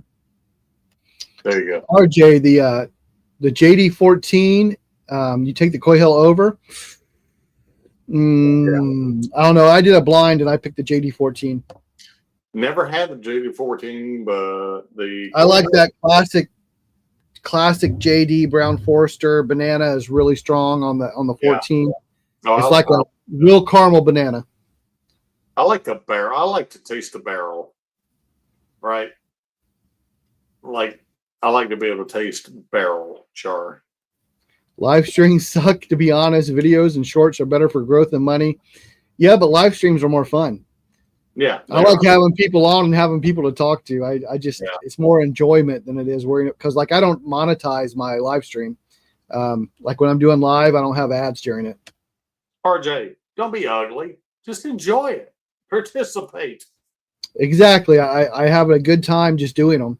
Yeah, it's not about how many ads I can get. Just play with it. John, did you enter? The hashtag still here? If you haven't, John, put that in. Yeah, like I said, I don't monetize my lives, but that doesn't surprise me. Look, I'll be honest. So since we got monetized, the only videos we've really made any money on are hunting videos. What? When we do like the blinds and the stuff like that, you only make a couple of bucks. The hunting videos are the only ones that make over like $2. I'm going to be completely transparent with you. I have never made a penny off of YouTube. Not yet. Well, you got to be monetized. We're new. No, we're new. You have 5,000 subs. I am January new. I thought you had 5,000 subscribers. I swear. We do. You only need 1,000 to be monetized. I know, but you got to have. You got to have a certain number of watch hours. Right. So, we had the watch hours before we had the subscribers. Yeah, well, I'm the opposite. Complete opposite. Tracy has a bottle of her own. I didn't think she had a Coy Hill. Okay, well, there you go. So hashtag still here, guys. You will have a chance to win a 1 ounce sample of a 2024 Coy Hill and a 2021 Coy Hill, courtesy of that bourbon guy. Hashtag still here if you're just joining.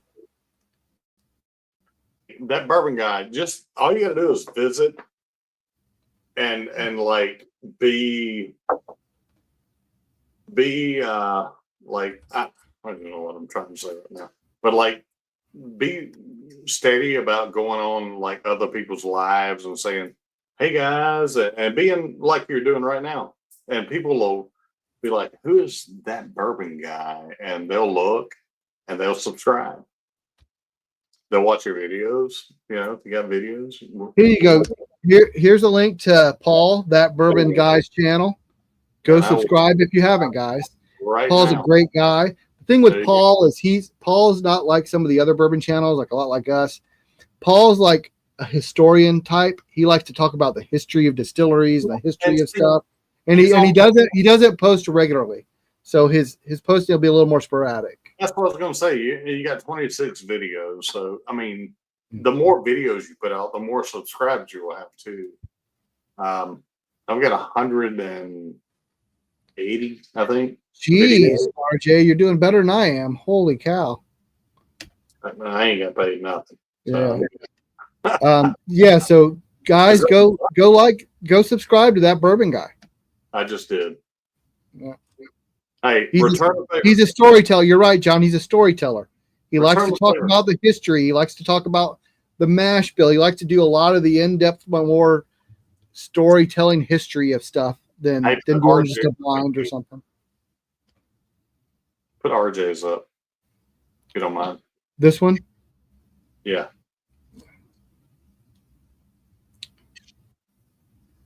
I used to post regularly and then I stopped. Oh, okay. Never mind. Is that the one you're talking about? Or did I miss one? Yeah. Or are you talking about the one with how much he made? RJ Fed. Are you the Fed or are you ice? If you don't, I'll go get you, RJ. Let me go get it. Oh, damn. That's pretty rough. I have to go to another page and get all these. I'll get it. Hold on. Dude. I'm going to say it, okay? I'm about honest and fair reviews. This one. There you go, RJ the Fed. This you haven't already, go ahead and go like and subscribe. This one is the best one I've smelled and tasted all night. I'm just going to put it out there fair and honest. That's my palate. And I don't know. Honestly, it's the best one I've tasted, but I don't know if it's the best nose. That Mechter's 10-year rye may be better on the nose. Well, but it's not better on the palate. This is my nose too, though. I like that kind of a little bit smoky, a little bit like. I like mezcal too. The palate's amazing. The palate's absolutely amazing on this. Do you like mezcal? That's not whiskey, so I don't drink it. No, it's not. It's a agave spirit. But like mezcal is a smoky tequila, like it's an agave spirit. And this has a smoky smell. And wow. I don't know what that is, RJ. You're speaking a foreign language to me. He did say that he shits on good whiskey and hate on even worse whiskey. I watched he did the Four Roses barrel proof. He picked the different recipes. I know he was completely wrong on that. So the top contributor thing that came out was pretty. What's the top contributor? I don't know what that is. Oh, with the crown and the number beside the chat. I don't know what that is. I'm on StreamYard. I don't see anything. I don't know what he's talking about. If you look on YouTube, you see it. Yeah. And see that's the best of the OEs, but OBSO is by far the best recipe. B or B? B as in boy. OBSO. All right. I think we got an OBSO start pick. Yeah, so Paul picked a Wild Turkey 8-year over the 12-year. He's crazy. I don't know how you possibly picked the 8-year. I didn't even like the new 8-year over the 70th, personally.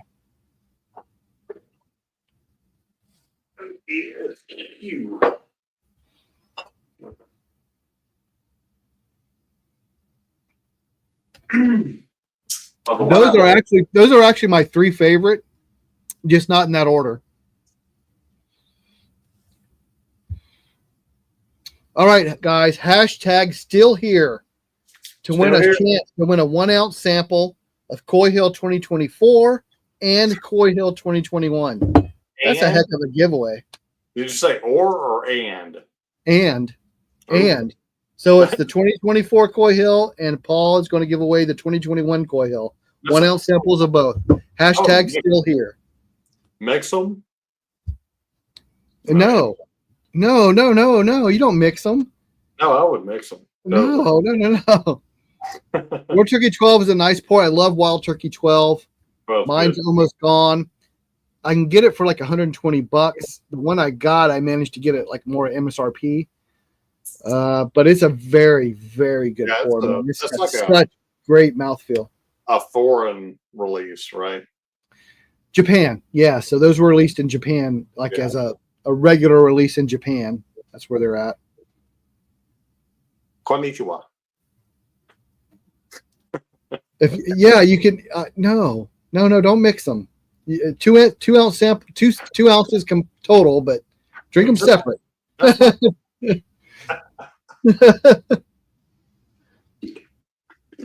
Well, you taste them individually first, and then you mix them. You just side by side. Then you mix them. Yes, the WT12 is Japanese duty free. Yeah, so it's actually on the shelves over in Japan. You can get it over on the shelves, and it's like I think $69.99 over there, like the equivalent of Japanese yen to US dollars or whatever. It comes out to around $69.99. Wow. I know. I got a friend who spends a lot of time over in France, and he was getting Weller 12s. This was even a couple of years ago. He was getting Weller 12s at like $39.99 and bringing them back because they were sitting on the shelves over there. Yeah, like I said, it's like at $59.99, something like that. It's pretty cheap over there. But that's because in the 90s, Japan loved bourbon. Like when the U.S. was not drinking bourbon, Japan invested and was drinking bourbon. So a lot of the distilleries, like Wild Turkey and Buffalo Trace in particular, had a lot of stuff being shipped over to Japan, and it kind of kept them afloat during that time. That's why you see so much Blanton's and some of the Wild Turkeys we can't get over there, because a lot of it was being bought over there when in the U.S. bourbon was on a major downtrend. James Morgan, what's up, brother? James Morgan. James Morgan, I don't recognize the name, but thank you for joining. James Morgan is a Brit. Well, thanks for joining us. Thanks for joining us. Good job. Hey, so like and subscribe, James Morgan. My thought brain just went. Jesus. Hey, James Morgan. Cheers, brother. Thank you. Glad you joined us. You have the dragon tube, so I've seen some of those. The black tube with the gold dragon on it. Those look very cool. My 12-year is in a box. Oh, it's the 12-year that has that. The year of the dragon. That is freaking awesome. So this is the 12-year I have. It's just in the velvet box. Yeah. Did you order from Whiskey World? No, I had someone local that I traded for to get mine. Okay. All right. There's a website called Whiskey World that you can order stuff like foreign stuff like that from, and they're from the UK. The shipping's kind of expensive, but they're retail. Yeah, the Weller 12 boxes are the one with the dragon. You're right. I do have a Weller 12 from Europe, but it does not have the dragon on it. But I have the black box.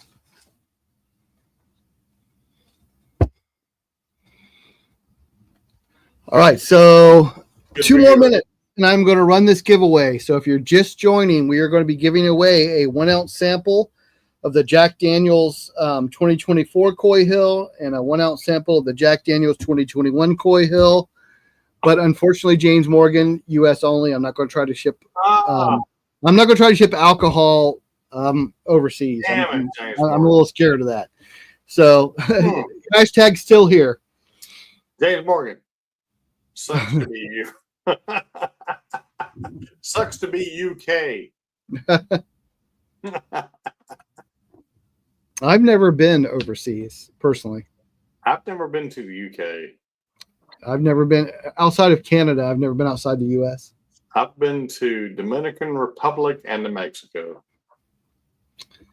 That's it. Oh, well, I've been to Bahamas too. So I don't know if you count that or not. But the thing with the U.S. is we're so big and we have so many different varied like climates and stuff that Yeah. you can visit any kind of climate you want to visit. You can really visit in the U.S. You want to go to the Everglades, you want like a jungle. You want to go to the desert, you can go out to Arizona. You want to go to the mountains, you're in Colorado. You know, you can go to Alaska and you're up north. We have such a variety. I have friends that have all of that, you know, and I live in Alabama. We have RJ, absolutely. Continental U.S. only. I'm not trying to ship overseas and get caught up in some kind of Interpol sting. Interpol. You don't want to be deported by ICE. Right, I'll get deported to El Salvador. I grew up in Florida. What happened here? This is your ass to fucking alligator Alcatraz. Yeah. Alligator Alcatraz. It's freaking amazing to me. The name. I think it's awesome. That's so Florida. I can't even explain it. Yeah, that's like redneck in Alabama. Okay, yes. do that. You know, I mean, alligator Alcatraz. I think that's like the Votech school that my high school people went to. I think where they went for vocational training was alligator Alcatraz. So. Yeah, on the panhandle. And Wells. No, that was Lake Wells, Florida. Yeah. All right, I am going to run this giveaway. I want to see who's going to win. We have 19 entries. You're hoping you win it? Oh, yeah, I want to win it. All right, here we go. 19 entries. I'm still here. Who wins at Coy Hill?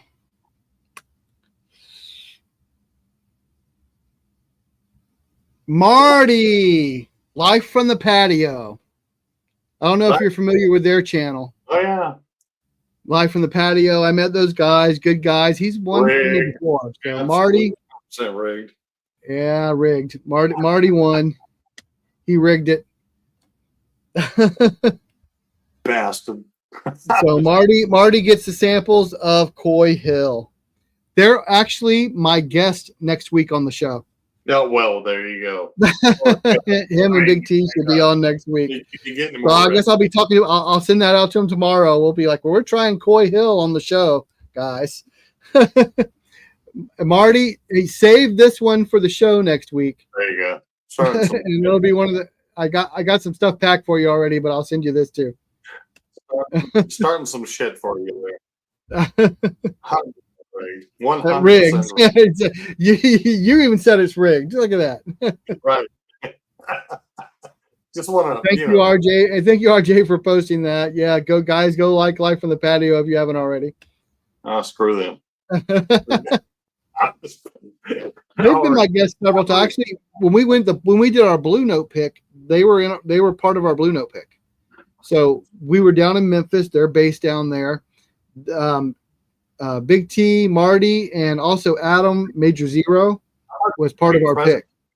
Major Zero was? Yeah, he was part of our Blue Note pick. I love him. It's good. Yeah, if you're just now joining, you can go to thewhiskeysippers.com, and our Blue Note pick is still available for purchase. Oh, the Whiskey Sippers. Mm-hmm.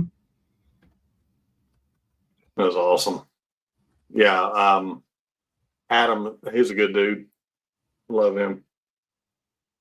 I met him a couple of times. We were down there. I also did an old Dominic pick last year, and he was there for that as well. Of course. Yeah, be not. My wife says be nice to Marty. He helped her find something she was looking for when we were down there in Memphis. Marty, the one man party. Yeah, there you go. Yeah, but I'll get that out. I already have some stuff boxed up for you guys, Marty, and I'll add the Coy Hill to it, and I'll get that out to you for next week. Well shit. Oh, Whiskey Wilson, hey, Marty's your neighbor. There you go. Well, there you go. Yeah. Yeah, it's always good, right? Is that still your Barrel King? No, this is JD Coy Hill. I finished what I poured. You finished your Coy Hill? Yeah, I finished the Coy Hill. Yeah. What are you having next? Are we done? I'll go a little bit longer. I work from home tomorrow, so I'm not in a rush to get off. I work from home every day. What do you do, Prentice? I sell hand tools and toolboxes. Like hammer, saw, hand tool. www.boxo. Renee said Whiskey Wilson's going to be checking Marty's mailbox.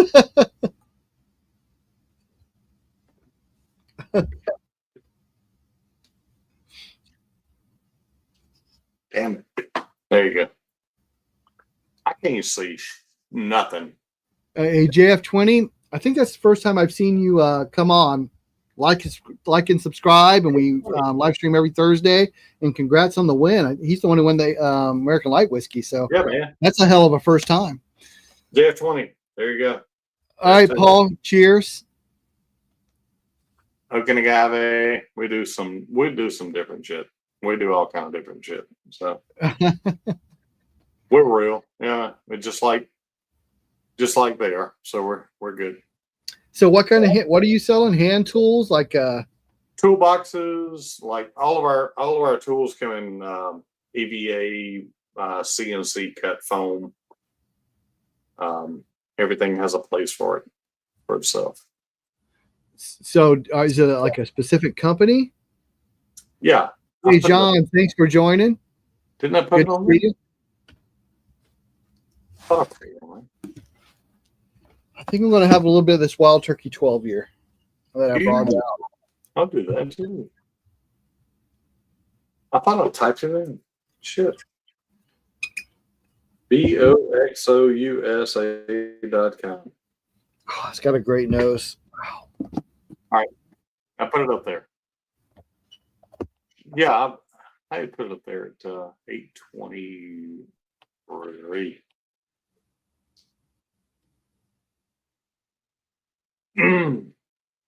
I found out that I've got a cataract in my right eye, so I can't see nothing out of my right eye.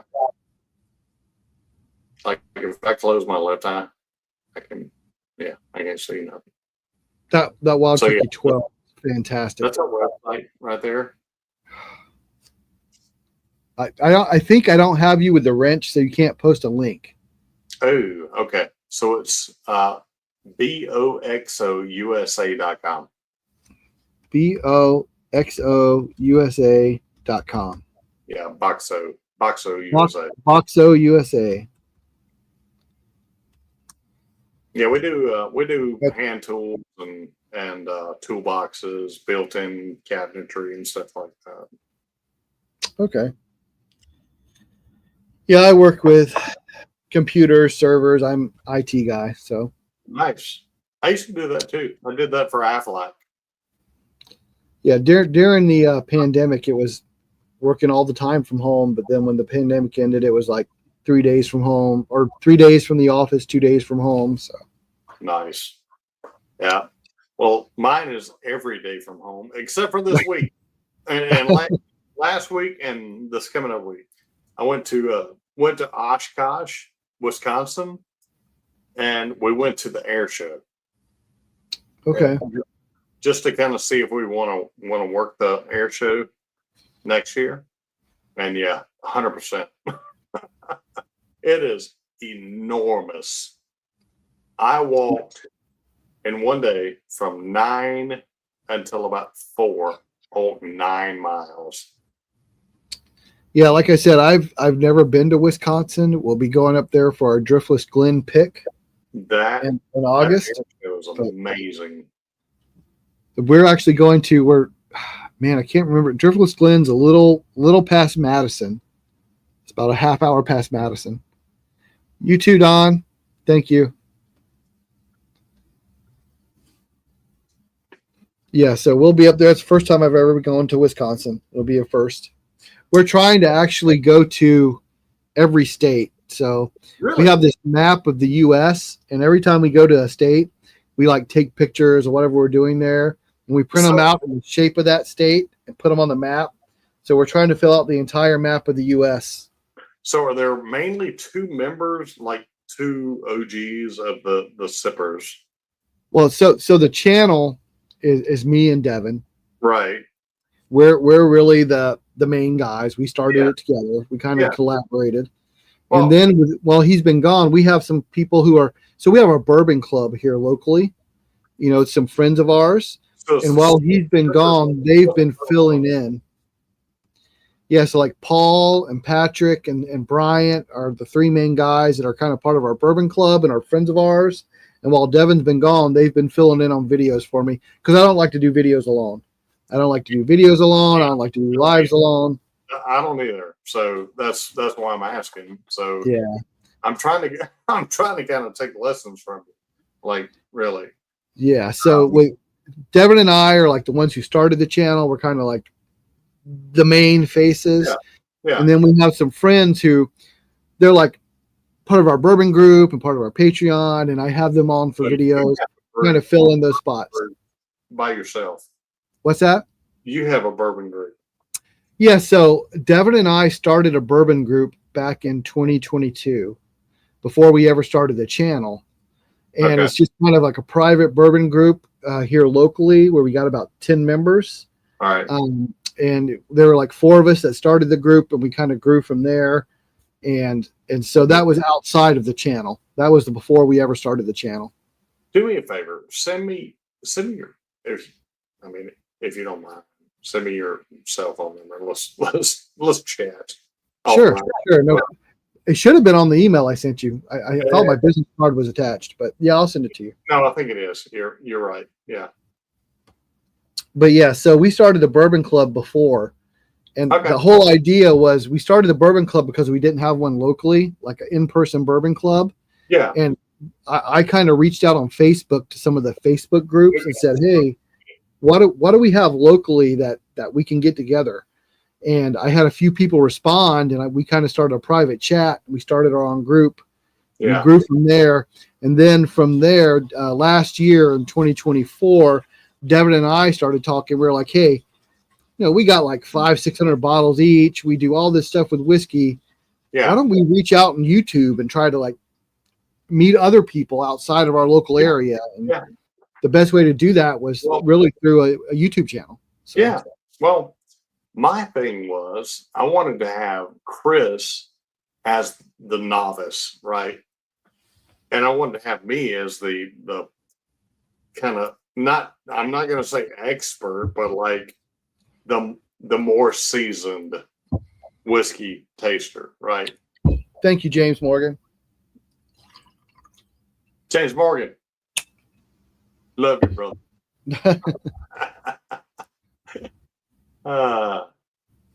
So that was kind of my thought behind it. Like, he's going to be the novice, like, don't know shit about it, can give honest, like, baby honest reviews of it. And like, I'll give honest reviews, but like not brutally honest reviews. Not like my buddy Carlton. Carlton, he's brutally honest bourbon.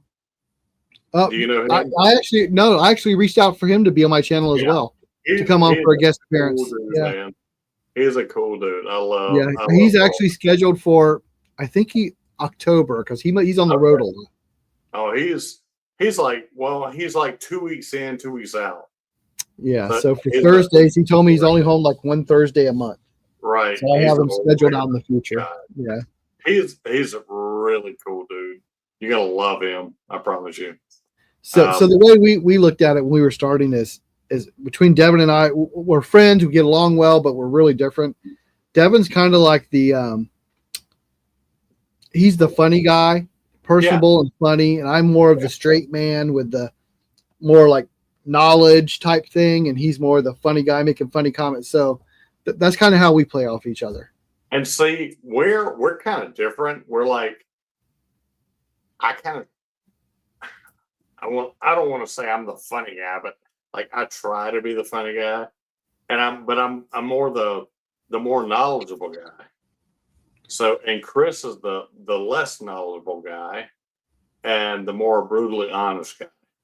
Yeah, we've both been in it for quite a bit between me and Devin. It's just he's more of a funny personality. I'm more of the straight man. So that's kind of like the Abbott Costello type playoff we do with each other. You, right?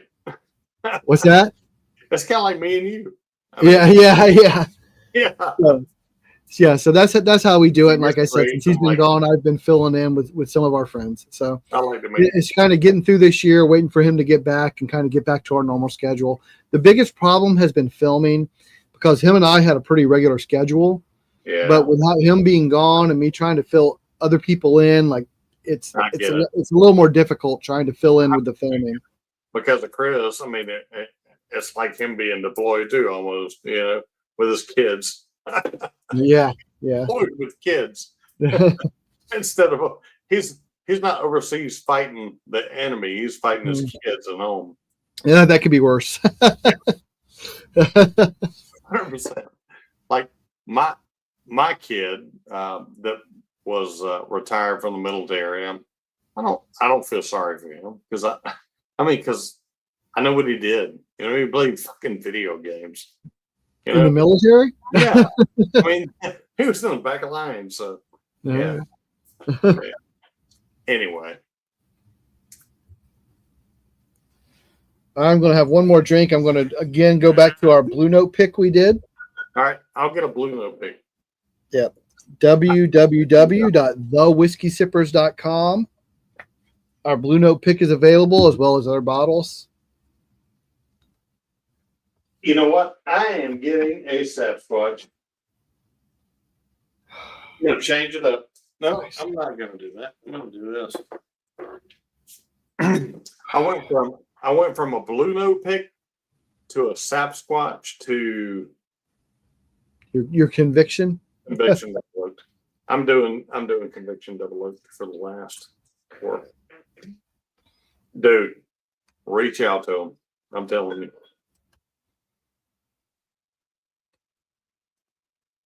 Southern Grace Distilleries. And there's again anybody watching, that's our site, our bottle shop you can go to. Reach out to these guys. You can do a pick. And we're doing, like I said, our Hard Truth pick goes up for sale this month. The end of August, our Hard Truth pick comes up for sale in August. The end of August, we're going to do a Driftless Glen pick that will be for sale in October. And then we have to plan next year's picks. Conviction, do it ASAP. I'm telling you, because SLB just did it. So it'll be hot. I'll look and see. Like I said, I won't do anything until next year because we don't have the Driftless Glen scheduled. So it won't be until probably February that we do our next one because we only do one a quarter. North Carolina, but Yeah. I'm trying to get into Old Forester. I'd love to do an Old Forester pick. Hey, let's talk offline for real. Yeah, I'll send you my number. You can call. We can text and talk all you want. I'm more than willing to talk whenever people want to talk. So this thing is amazing, dude. I'm really happy with our Blue Note pick. That was a great pick. Yeah, that's good. That's really good. Yeah, absolutely. This is actually the second bottle. I already killed one. This is the second one I opened.